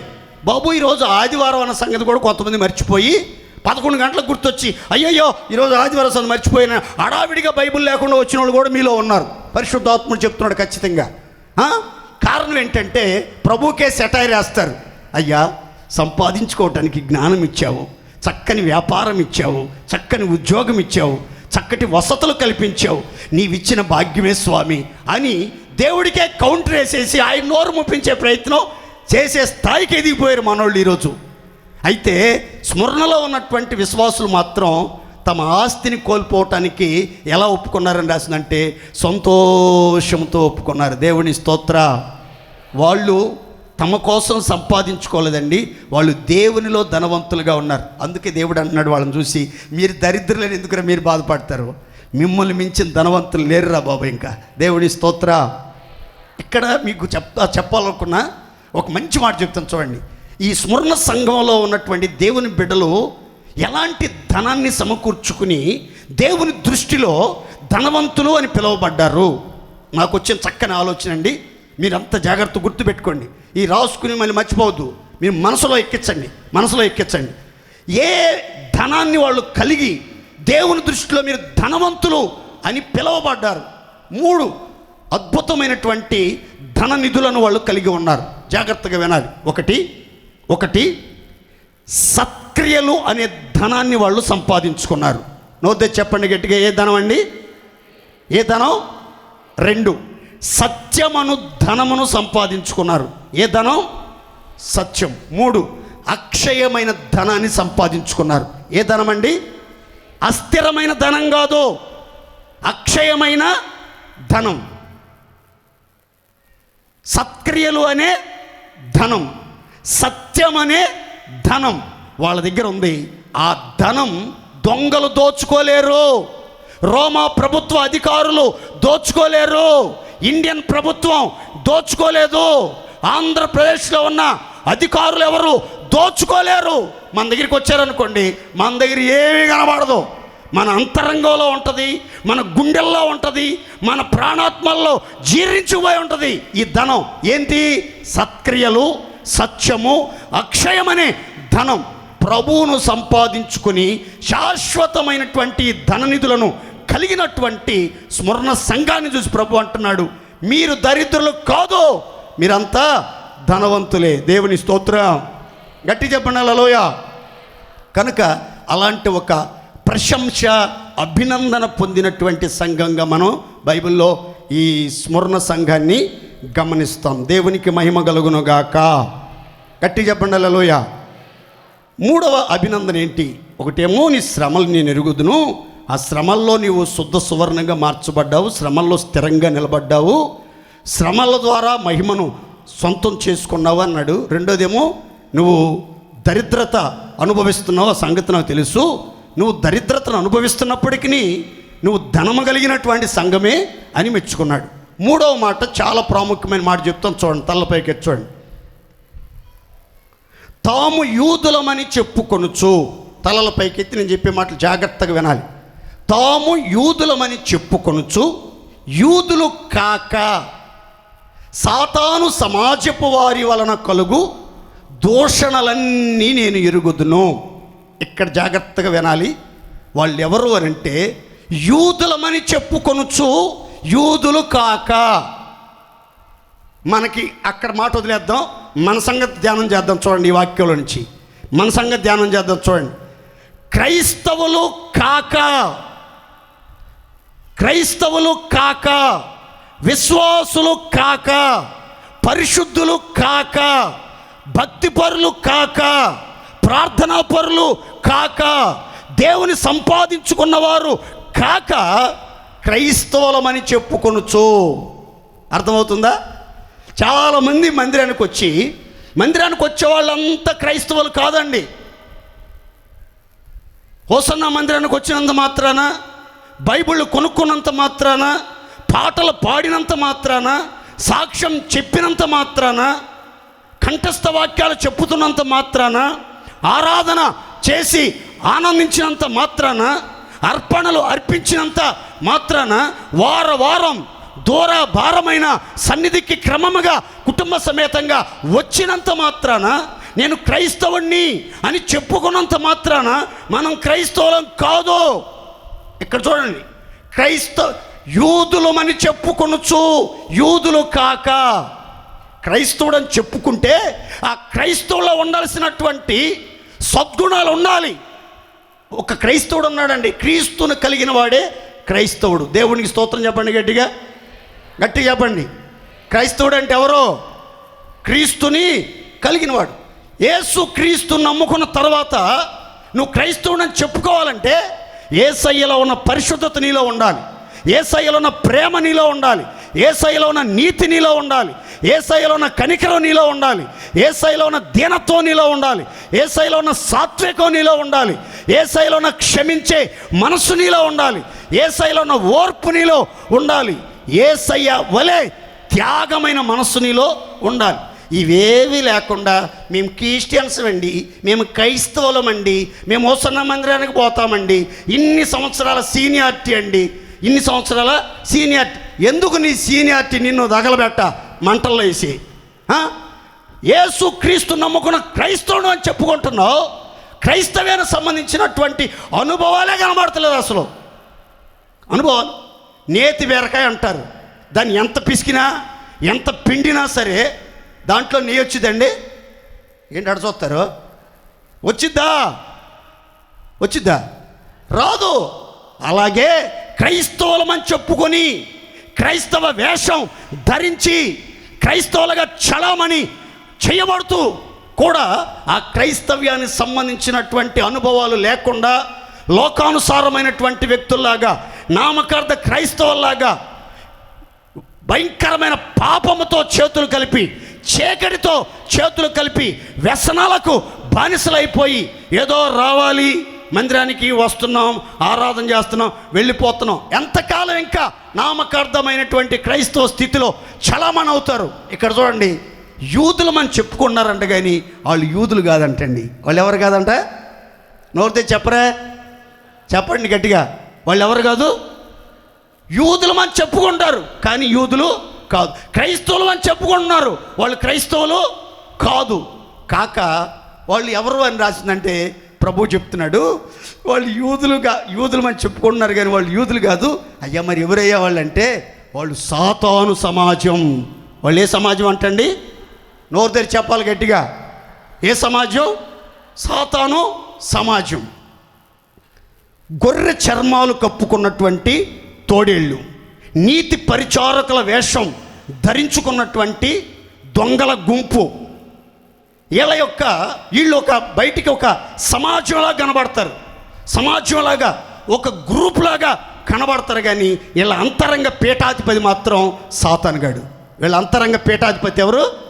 వీళ్ళ ఎగ్జిక్యూటివ్ సెక్రటరీ ఎవరంటే సాతానే. వీళ్ళని అనుసరించే వాళ్ళంతా నామకార్థ క్రైస్తవులు. వీళ్ళని అనుసరించే వాళ్ళంతా ఎవరండి? చెప్పాలి గట్టిగా. వీళ్ళని అనుసరించే వాళ్ళంతా ఎవరు?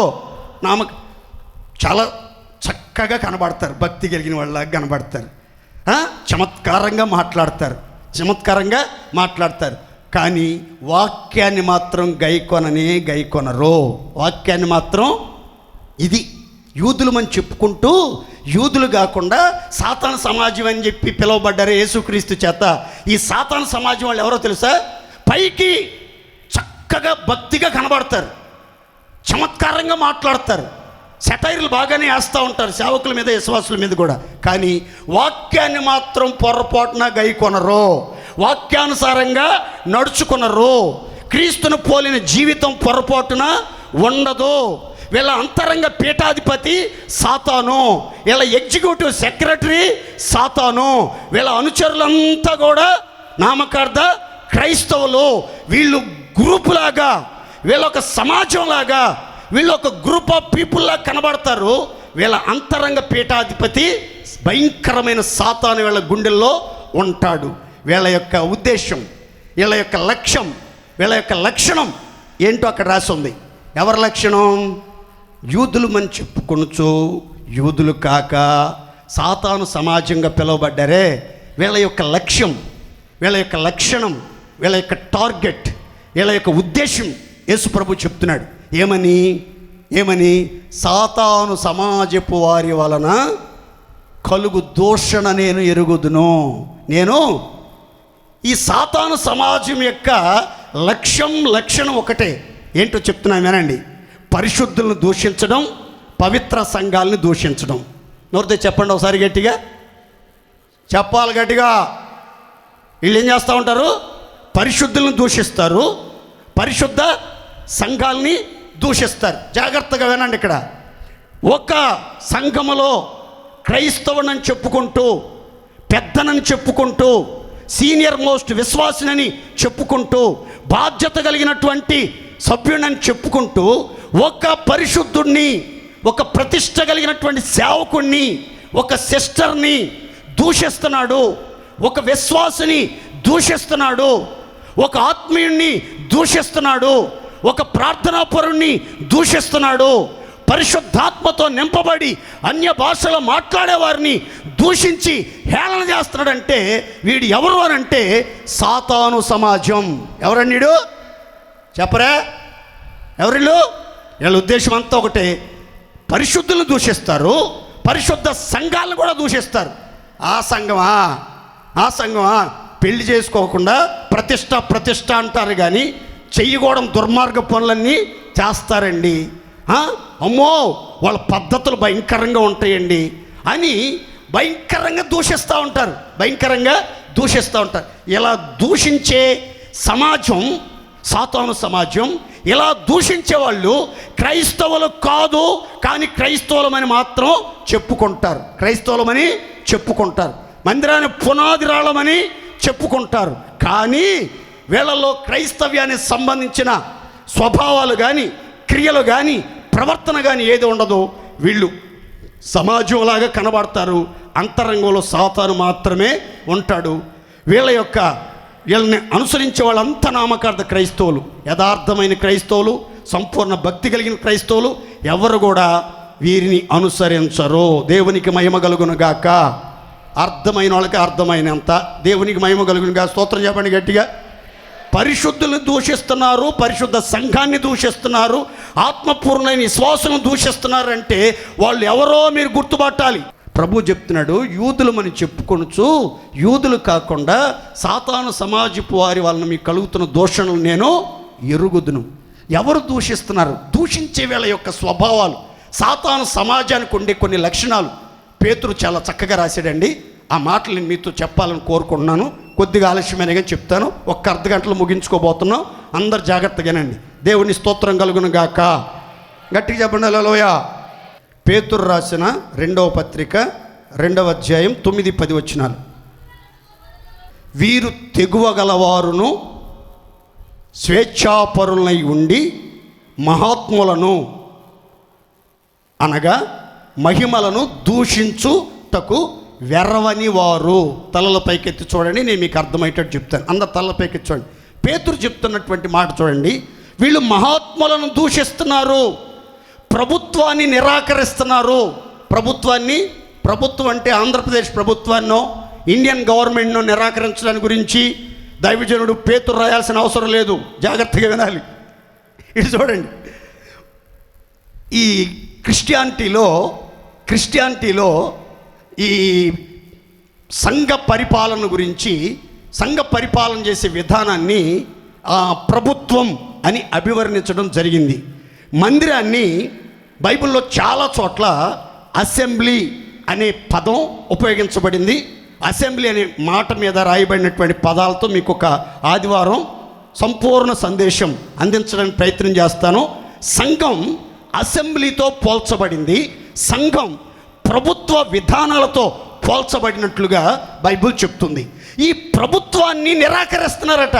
ప్రభుత్వం అంటే ఏంటి? నడిపింపు. ప్రభుత్వం అంటే నడిపింపు. ప్రజలకు, సంఘానికి, సమాజానికి ప్రయోజనకరమైన పథకాలు, శాసనాలు, క్రొత్త చట్టాలు తీసుకుని వచ్చే ఇదే ప్రభుత్వం. ఆ ప్రభుత్వాన్ని నిరాకరిస్తున్నారట. తెగువతో సాహసించి, తెగించి, హృదయాన్ని కఠినపరుచుకుని, స్వేచ్ఛాపరులై ఉండి ఏం చేస్తున్నారు వీళ్ళు అని అంటే, ఆ మహాత్ములను, పరిశుద్ధులను, ప్రభుత్వం చేయువారిని, సంఘాన్ని క్రమబద్ధంగా నడిపిస్తున్నటువంటి వారినట ఏం భయం భక్తి లేకుండా వీళ్ళు ఏం చేస్తారంటే దూషిస్తూ ఉంటారట. ఏం చేస్తూ ఉంటారండి? దూషిస్తూ ఉంటారు. జాగ్రత్తగా వినాలి. ఒక సేవకుడిని దూషించేదానికి నీకు తెగింపు, సాహసం ఉండకూడదు. స్వేచ్ఛ నీకు ఇవ్వబడలేదు. దేవుని స్తోత్రం చెప్పండి. గట్టిగా చెప్పండి హల్లెలూయా. మినిస్ట్రీ అడ్మినిస్ట్రేషన్లో ఏ ఒక్కరూ తల దూర్చకూడదు. మరలా చెప్తున్నాను, ఏమనుకోబాకండి, మరలా చెప్తున్నాను. మినిస్ట్రీ అడ్మినిస్ట్రేషన్లో, సంఘ పరిపాలనలో, సంఘ నడిపింపులో ఎవరు తల దూర్చకూడదు. సేవకుడు దేవుని ఆలోచన చొప్పున సంఘాన్ని నడిపిస్తాడు.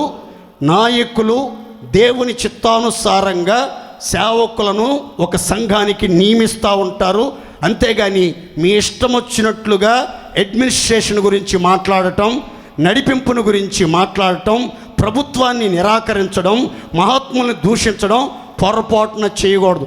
అలా చేస్తున్నావంటే నువ్వు తెగించావు, నువ్వు తెగువగలిగిన వాడవి, స్వేచ్ఛాపరుడివి, భయంకరమైనటువంటి ఆ సాతాను సమాజంలో చేర్చబడ్డావని బైబిల్ గ్రంథం చెప్తుంది. కాబట్టి ఈ సేవకుల యొక్క అడ్మినిస్ట్రేషన్ విషయంలో, సంఘం యొక్క అడ్మినిస్ట్రేషన్ విషయంలో ఎవరు పొరపాటున తలదూర్చకూడదు.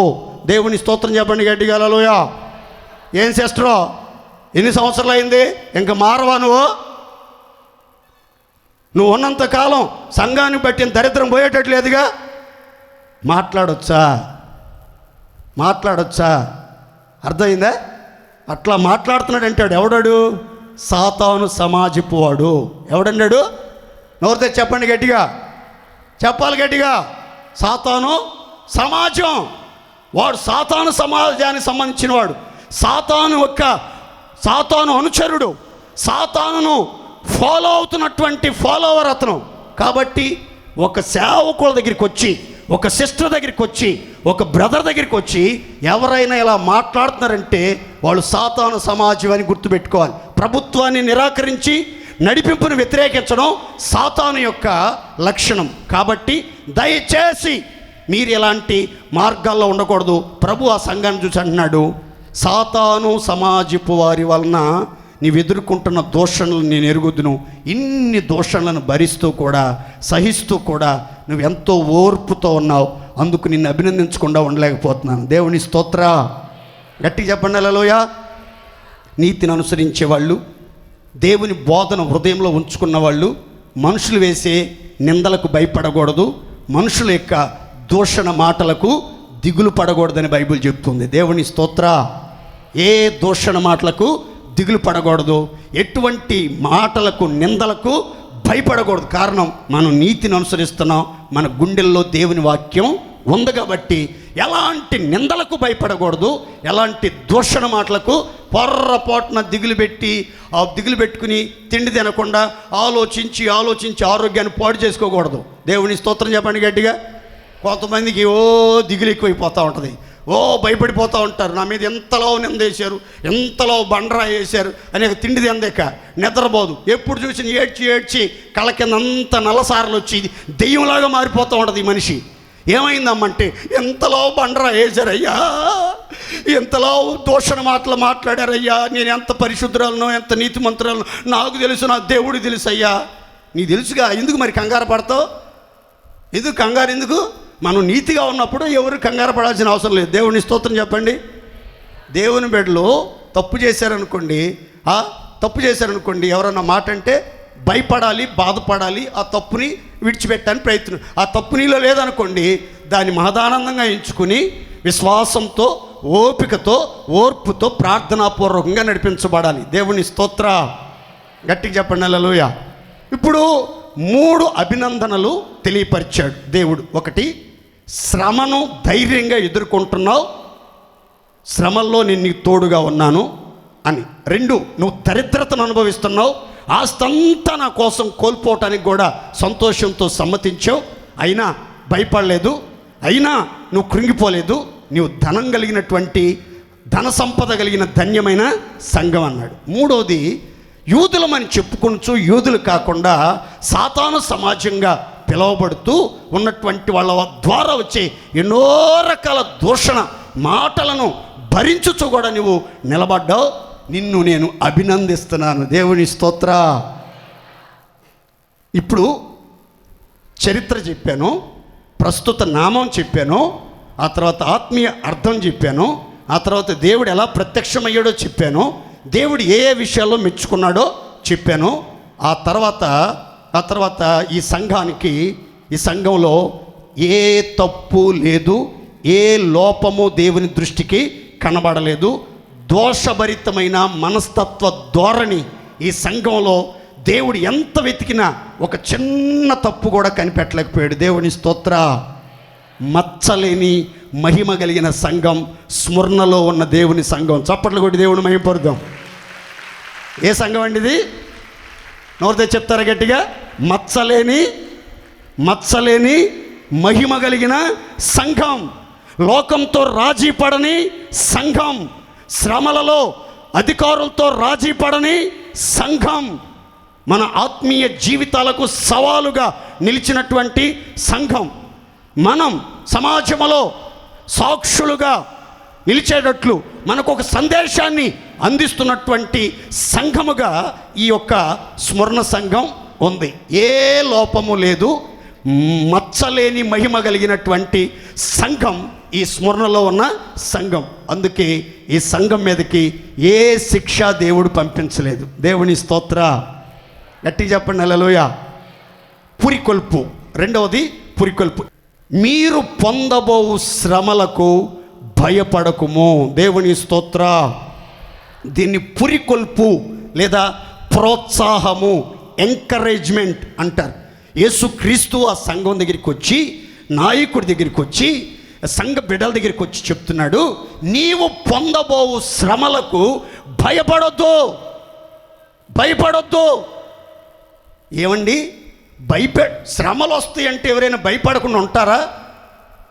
శ్రమలు పొందబోతున్నావు, శ్రమలు రాబోతున్నాయి, అధిక శ్రమలకు మీరు అప్పగించబడబోతున్నారు అని చెప్తూ భయపడబాకండి అని చెప్తున్నాడు. అంటే భయపెట్టే మాట లేకపోతే ఏంటిది అని అంటే, జాగ్రత్తగానండి, దేవుడు తన ప్రజలను ఎప్పుడు భయపెట్టడానికి ఎలాంటి మాటలు మాట్లాడ్డు. దేవుని స్తోత్ర. ఎదుర్కొనబోతున్నటువంటి శ్రమలకు నువ్వు సిద్ధపడటం కోసం దేవుడు నీతో మాట్లాడుతున్నాడు. నీవు ఎదుర్కొనబోయే శ్రమల కోసం నువ్వు సిద్ధపడాలి, నువ్వు ప్రిపేర్ చేసుకోవాలి. మానసికంగా నువ్వు సిద్ధపడటానికి దేవుడు చెప్తున్నాడు. నీ మీదకి శ్రమలు రాబోతున్నాయి, శ్రమల ప్రవాహం నీ మీదకి రాబోతుంది. ఆ శ్రమల ప్రవాహాన్ని తట్టుకుని నిలబడటానికి బీ రెడీ, సిద్ధంగా ఉండు. భయపడబాకు, భయపడబాకు, భయపడబాకు అని దేవుడు హెచ్చరించినట్లుగా బైబిల్ చెప్తుంది. దేవుని స్తోత్ర. బైబిల్లో కూడా సీమోను పేతురు దగ్గరికి యేసు ప్రభు వచ్చి అంటున్నాడు, సీమోను సీమోను, సాతాను మిమ్మల్ని పట్టి జల్లెళ్ళ వేసి గోధుమలు జల్లించినట్లుగా జల్లించబోతున్నాడు. అయితే నీ నమ్మిక తప్పిపోకుండా నిమిత్తం నేను నీ కోసం ప్రార్థన చేస్తాను. నీ మనసు స్థిరపడిన తర్వాత నీ సహోదరులను స్థిరపరచాలి. దేవుని స్తోత్ర. యేసు ప్రభు ముందుగా సీమోన్తో హెచ్చరిస్తున్నాడు.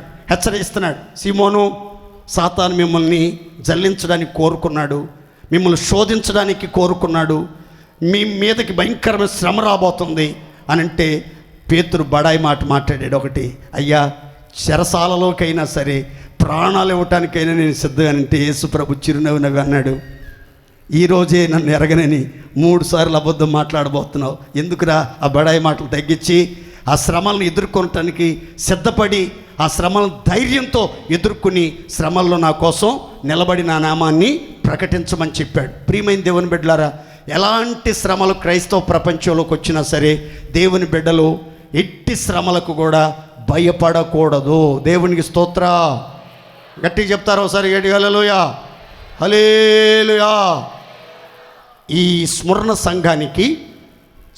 సంఘానికి అపోస్తులైన యోహాను శిష్యుడు పాలికార్ప్ అని దైవజనుడు సంఘ బాధ్యతలను చేపట్టాడు, విచారణకర్తగా ఉన్నాడు.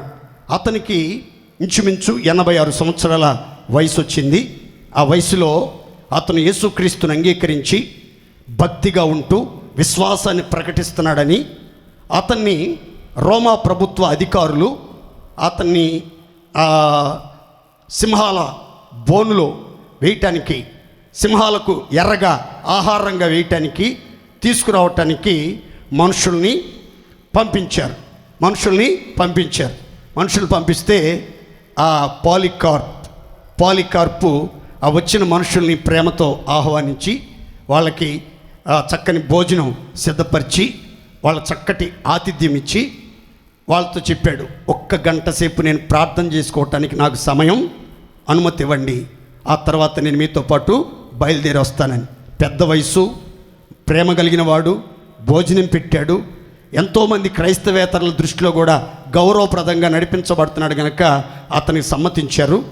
అతను కొంత సమయం ప్రార్థనలో గడిపి తన స్నేహితుల్ని, తన సంఘ బిడ్డలందరినీ దేవునికి అప్పగించి తాను పొందబోతున్నటువంటి శ్రమల కోసం తాను సిద్ధపరచుకుని, దేవా నేను ఎదుర్కొనిపోయే శ్రమల్లో నన్ను బలపరచండి, ధైర్యపరచండి, నన్ను నూతన కృపతో ఆవరించండి, మీ చిత్తానుసారమైన శ్రమలను ఎదుర్కొనుటకు అనుభవించడానికి నన్ను యోగ్యునిగా ఎంచినందుకు మీకు వందనాలయ్యా అని దేవునికి అప్పగించుకుని అతను ప్రార్థన విరమించాడు. ఈలోపు వాళ్ళు భోజనం చేయటం ముగించింది.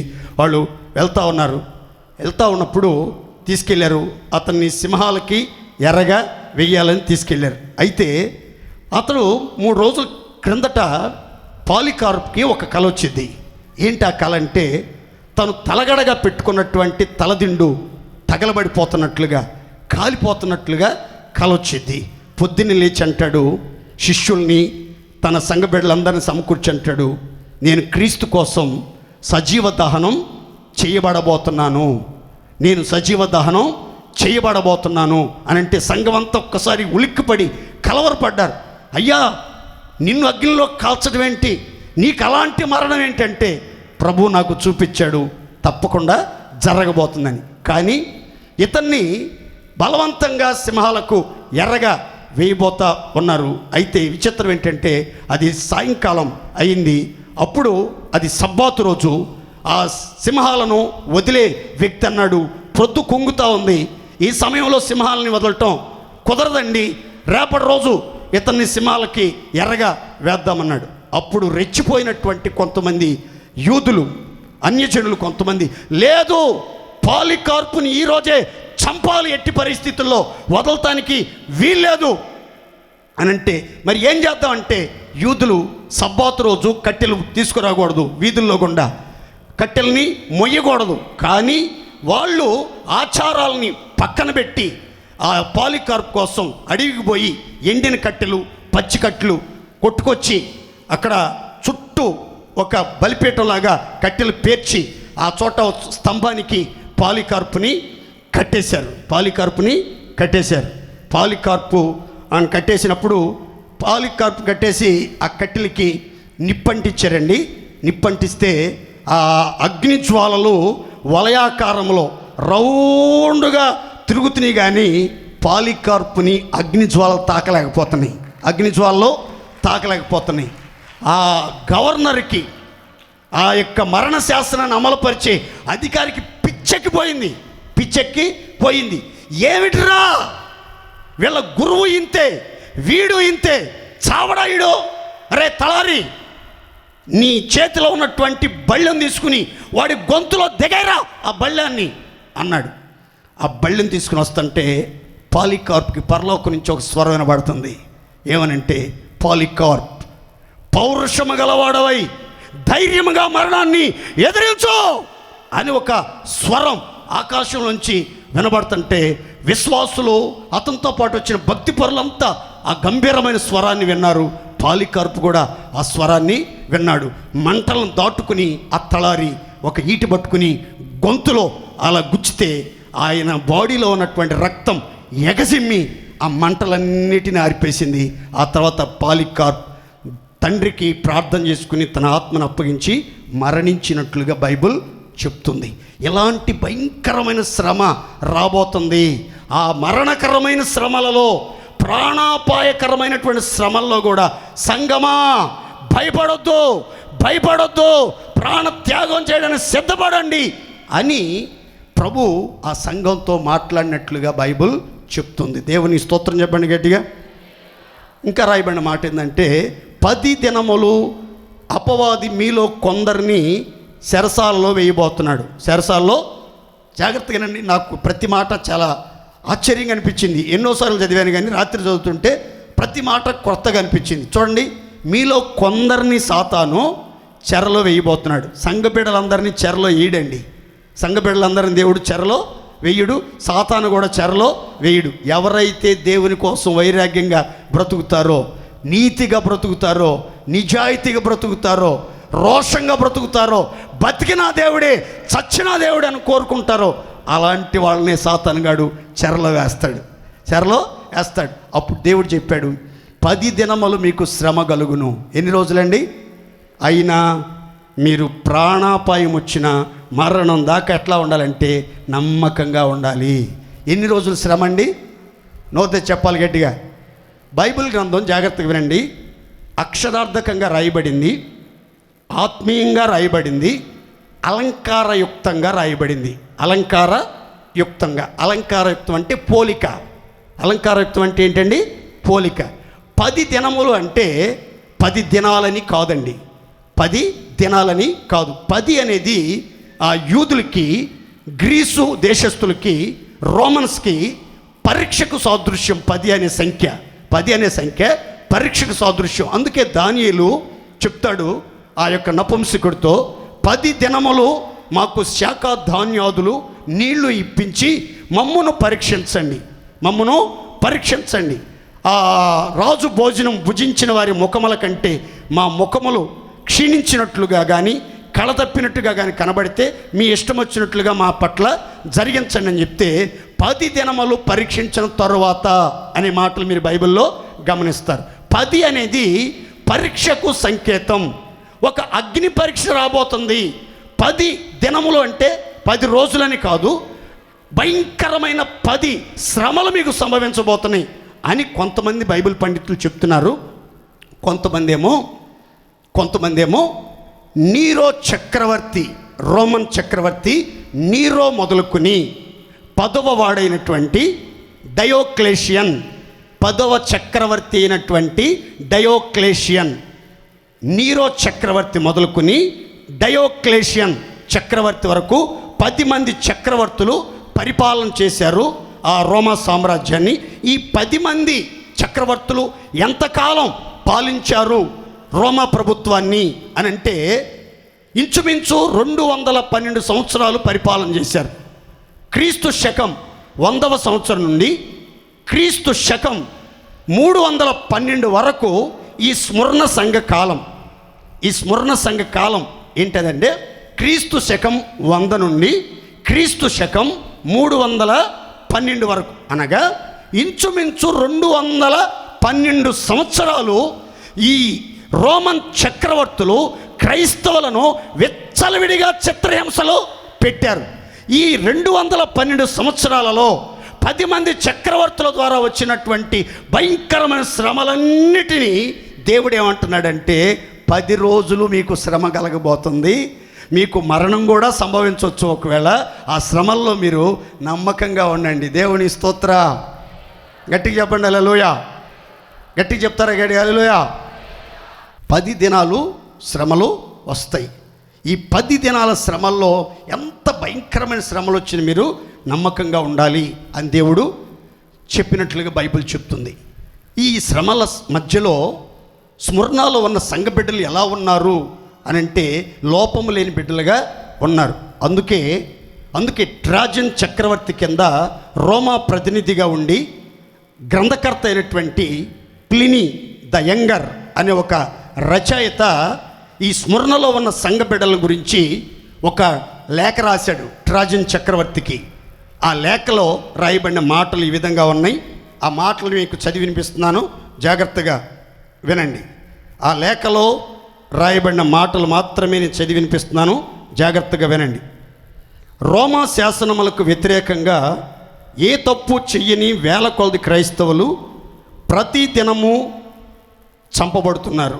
వారిపై మోపబడిన నేరములకు కారణమేమనగా వారు నిర్ణయించుకొనిన దినమున సూర్యోదయమునకు ముందు కలుసుకొనుటకు అలవాటు పడిరి. క్రీస్తే దేవుడని ఒక విధమైన ప్రార్థన వారందరూ కలిసి చేయుదురు.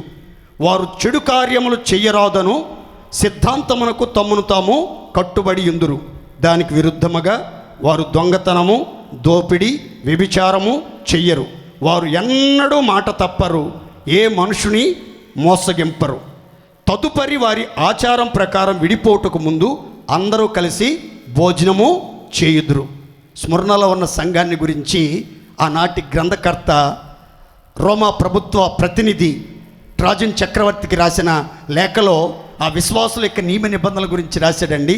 రోమాలో స్మరణలో ఉన్నటువంటి పరిశుద్ధులు, స్మరణలో ఉన్న దేవుని ప్రియులు ఎలాంటి వాళ్ళంటే రోమా శాసనములకు విరోధముగా ఏ తప్పు చెయ్యనటువంటి విశ్వాసులు. దేవునికి స్తోత్ర. గట్టిగా చెప్పండి హల్లెలూయా. వాళ్ళ మీద మోపబడినటువంటి నేరానికి కారణాలు ఏంటో చెప్తున్నాడు ఆ ఉత్తరంలో. జాగ్రత్తగా వినండి, ఆ మాటలు మరలా చెప్తున్నాను. నిర్ణయించబడిన దినమున సూర్యోదయమునకు ముందు వారంతా కలుసుకొనుటకు అలవాటు పడ్డారు. నిర్ణయించబడిన దినం ఏదంటే ఆదివారం రోజు. ఏ రోజండి చెప్పాలి గట్టిగా? నిర్ణయించబడిన దినం ఏది? అంతకుముందు సబ్బాతు, విశ్రాంతి దినం. ఇప్పుడు యేసుక్రీస్తు పునరుద్ధానుడై తిరిగి లేచిన తర్వాత క్రైస్తవులకు నిర్ణయించబడిన దినం, పరిశుద్ధ దినం, ఆశీర్వదించబడిన దినం ఏదంటే ఆదివారం. ఈ నిర్ణయించబడిన దినానంట ఈ స్మరణలో ఉన్నటువంటి క్రైస్తవులంతా ఏ సమయంలో కూడుకోవటానికి అలవాటు పడ్డారంటే సూర్యోదయానికి ముందుగానే వాళ్ళంతా సంగమగా సమాజంగా కూడుకోవటానికి అలవాటు పడిపోయారు. దేవునికి స్తోత్ర. మిమ్మల్ని 10 గంటలకు రండిరా బాబా మందిరానికంటే ఆపసాపాలో పడుతున్నారు. 11, 11:30, 12. కొంతమంది నేను కిందకెళ్ళి అన్నం తిందామని పళ్ళి వాళ్ళు అన్నం పెట్టుకుంటే వచ్చి ప్రార్థన చేయకపోతే వెళ్ళం, మేము ప్రార్థన చేయాల్సిందని వాదించేవాళ్ళు కొంతమంది. ఇక్కడ చూడండి, స్మరణలో ఉన్నటువంటి ఆది విశ్వాసులట సూర్యోదయమునకు ముందుగానే నిర్ణయించుకున్న ప్రతిరోజు వాళ్ళు దేవుని సన్నిధిలో కూడుకోవటానికి అలవాటు పడిపోయారు. ఏమైపోయారండి? నోరు తెచ్చి చెప్పండి గట్టిగా. ఏమైపోయారు? అలవాటు పడిపోయారు. యేసుక్రీస్తు అనే దేవునికి ఒక విధమైన ప్రార్థన వారంతా కలిసి చేస్తున్నారు. వాళ్ళకు ఒక కట్టుబాటు ఉంది. ఏ చెడు కార్యము చెయ్యరాదని తమ్మును తాము ఒక కట్టుబాటు చేసుకున్నారు. వాళ్ళు చేసుకున్న కట్టుబాటుకి విరోధంగా దోపిడీలు కానీ, దొంగతనాలు కానీ, వ్యభిచారం కానీ చేయట్లేదు. వాళ్ళు ఎన్నడూ మాట తప్పట్లేదు. ఏ మనుషుణ్ణి మోసం చేయట్లేదు. ఆదివారం ఆరాధన అయిపోయిన తర్వాత వాళ్ళంతా కలిసి ప్రేమ విందు చేసుకుని, అందరూ సంతోషంగా భోజనం చేసుకుని, ఒకరికొకరు ప్రేమ వందనాలు చెప్పుకుని తమ గృహాలకి తిరిగి వెళ్తున్నారు. ఎంతటి పరిశుద్ధతను కాపాడుకుని లోపరహితమైనటువంటి క్రైస్తవులు, ఏ తప్పు చేయబడని క్రైస్తవులు ప్రతిరోజు వేల కొలది ప్రజలు చంపబడుతున్నారు. అయినా యేసుక్రీస్తును దూషించట్లేదు, విశ్వాసంలోంచి తప్పిపోవట్లేదు. అలాంటి క్రైస్తవ్యం ఇంకా రోజు రోజుకి మన దేశంలో, మన ప్రభుత్వంలో పెంపొరుతూనే ఉంది అని ఒక ఉత్తరం రాశాడు. అలాంటి ఒక పటిష్టత కలిగినటువంటి విశ్వాసులుగా, నమ్మకమైనటువంటి విశ్వాసులుగా మనం జీవించాలని దైవ లేఖనం మనకి తెలియపరుస్తుంది. దేవుని స్తోత్రం చెప్పండి ఒకసారి గట్టిగా. 10 దినాలు శ్రమలు వస్తాయి, మీరు ఎన్నో శ్రమలు పొందబోతున్నారు. అయినా మీరు నమ్మకంగా ఉండండి, నేను మీకు జీవ కిరీటం ఇస్తాను. దేవుని స్తోత్ర. వాళ్ళకి ఇచ్చిన ప్రతిఫలాల గురించి చెప్పి నేను ముగిచ్చేస్తున్నాను. 2 ప్రతిఫలాలు, 2 బహుమతులు. 1 జీవ కిరీటం, 2 రెండవ మరణము వలన ఏ హాని పొందరు. ఏ హాని పొందరు. 2 అద్భుతమైనటువంటి ఆశీర్వాదాలు, 2 అద్భుతమైన బహుమానాలు. ఈ స్మరణలో శ్రమల్లో నమ్మకంగా నిలిచి, శ్రమలను ధైర్యంగా ఎదుర్కొని, పరిశుద్ధత కోసం ప్రాణ త్యాగం చేయటానికి సిద్ధపడినటువంటి వ్యక్తుల కోసం 2 బహుమతులు దేవుడు సిద్ధపరిచాడు. ఒకటేమో జీవ కిరీటం. ఏంటదండి? నోటితో చెప్తారు అందరు గట్టిగా. శోధన సహించువాడు ధన్యుడు, ప్రభు తన్ను ప్రేమించు వారికి వాగ్దానం చేసిన జీవ కిరీటం అతనికి అనుగ్రహించబడును. మీకు శోధనలు వస్తాయి, శ్రమలు వస్తాయి, ప్రాణాపాయం పరిస్థితులు వచ్చినా ఎక్కడ మీరు దేవుణ్ణి దూషించకూడదు, దేవుణ్ణి విడిచిపెట్టకూడదు. విశ్వాసం నుంచి సడలిపోకుండా ప్రభు కోసం మీరు నిలబడితే మీకు ప్రభు జీవ కిరీటం ఇవ్వబోతున్నాడు. దేవుని స్తోత్ర. గట్టి చెప్పండి హల్లెలూయా. రెండవది ఏంటంటే, జయించువాడు రెండవ మరణము వలన ఏ హాని పొందడు. దేవుని స్తోత్ర. జయించువాడు ఏం జయించాలి? స్మరణలో ఉన్న దేవుని సంఘం ఏమి జయించింది అంటే, కరువుని జయించింది, దరిద్రతను జయించింది, శ్రమలను జయించింది, దూషణ మాటలను జయించింది, శ్రమలను జయించింది. ఈ జయ జీవితం కలిగిన వాళ్ళకి రెండవ మరణము వలన ఏ హాని కలగదు. దేవుని స్తోత్ర. మొదటి మరణానికి రెండవ మరణానికి ఉన్న వ్యత్యాసం చెప్తాను, చూడండి జాగ్రత్తగా.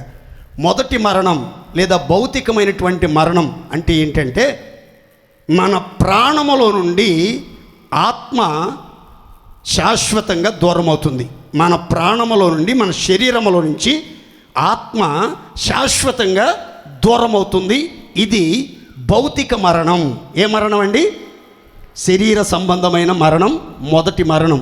మొదటి మరణంలో జరిగే విచిత్రం ఏంటంటే, మనలో ఉన్నటువంటి ఆత్మ ఈ శరీరంలో నుంచి బయటికి వచ్చేస్తుంది. రెండవ మరణం అంటే ఏంటంటే, మన ఆత్మ దేవునికి శాశ్వతంగా దూరమై నిత్య నరకాగ్నిలోకి వెళ్ళిపోద్ది. మొదటి మరణం అంటే ఏంటంటే, ఈ శరీరంలో నుండి ఆత్మ శాశ్వతంగా దూరం అవటం. రెండవ మరణం అంటే ఏంటంటే, ఆత్మ శాశ్వతంగా దేవుని యొద్ద నుండి దూరంగా వెళ్ళి నిత్య నరకాగ్నిలో పడిపోవటం. దీన్ని ఏమంటారంటే రెండవ మరణం అంటారు. ఏమంటారండి? ఇక్కడ జాగ్రత్తగానండి. జయించువానికి రెండవ మరణము వలన ఏ హాని కలగకుండునుగాక. మొదటి మరణం చిన్నపిల్లలకి రావచ్చు, యవనస్తులకు రావచ్చు, నడి వయసులో ఉన్న వాళ్ళకి రావచ్చు, వృద్ధాప్యంలో ఉన్న వాళ్ళకి రావచ్చు, కోటేశ్వర్లకు రావచ్చు, కూలి వాళ్ళకి రావచ్చు, అపర కుబేరులకి రావచ్చు, అన్నం దొరకని నిరుపేదలకి రావచ్చు. ఎవరికైనా మొదటి మరణం రావచ్చు. క్రైస్తవుడు మొదటి మరణానికి భయపడకూడదు. మొదటి మరణానికి భయపడకూడదు. ఎప్పుడైనా మరణాన్ని చిరునవ్వుతో స్వాగతించగలిగినటువంటి ఆ ధైర్యం, ఆ నిరీక్షణ, ఆ కృప పొందవలసిన వాడే నిజమైన క్రైస్తవుడు. అయితే రెండవ మరణం అనేది ఒకటి ఉందండి. అది అగ్ని గంధకములతో మండు గుండం. అగ్ని ఆరదు, పురుగు చావదు, పొళ్ళు పట్ట పట్ట పట్ట పట్ట పట్ట పట్ట కొరుకుతూ ఉంటారు, ఏడుస్తూ ఉంటారు, యాతన పడుతూ ఉంటారు. యుగ యుగాలు అగ్ని మంటలు చెలరేగుతూనే ఉంటాయి. చూడండి, మండుతున్న మంటల్లో ఒక ఏలు పెట్టండి, కాసేపు పెడతారా? అమ్మో అయ్యో దేవుడు అంటారు. అయితే నరకంలో అగ్ని గంతకాల యొక్క గంతకం అంటే అది ఒక ద్రవ పదార్థం లాంటిదండి, ద్రవ పదార్థం లాంటిది. ఆ ద్రవ పదార్థంలో ఏలు పెట్టడం కాదు, ఈత కొట్టాలి. ఇక నరకంలో ఇంకా ఎలా ఉండదో చూడండి ఒక్కసారి. ఏలు పెడితేనే అమ్మా బాబులు అందరూ గుర్తొస్తున్నారే, మరి ఈత కొట్టాల్సి వస్తే ఆ ద్రవ పదార్థంలో నరకంలో ఇక మామూలుగా ఉండదు. ఆ మంట తగ్గేది లేదు, ఆ వేదన తగ్గేది లేదు, ఆ బాధ తగ్గేది లేదు. యుగ యుగాలు ఆత్మకు చావు లేకుండా వేదన పడతానే ఉండాలి. ఆ రెండో మరణాన్ని, వేదనకరమైన స్థలాన్ని తప్పించుకోవాలంటే మనం జై జీవితం కలిగి స్మరణ సంఘ సభ్యుల వలె శ్రమల్లో నమ్మకంగా నిలిచి అన్ని విషయాల్లో జై జీవితాన్ని కాపాడుకుంటే మనకు కిరీటంతో పాటు రెండవ మరణాన్ని జయించే అధికారము, నిత్య జీవానికి ప్రవేశం దేవుడు మనకి ప్రసాదిస్తాడు. అట్టి కృప నా దేవుడు మన సంఘ బిడ్డలందరికీ దయచేయునుగాక.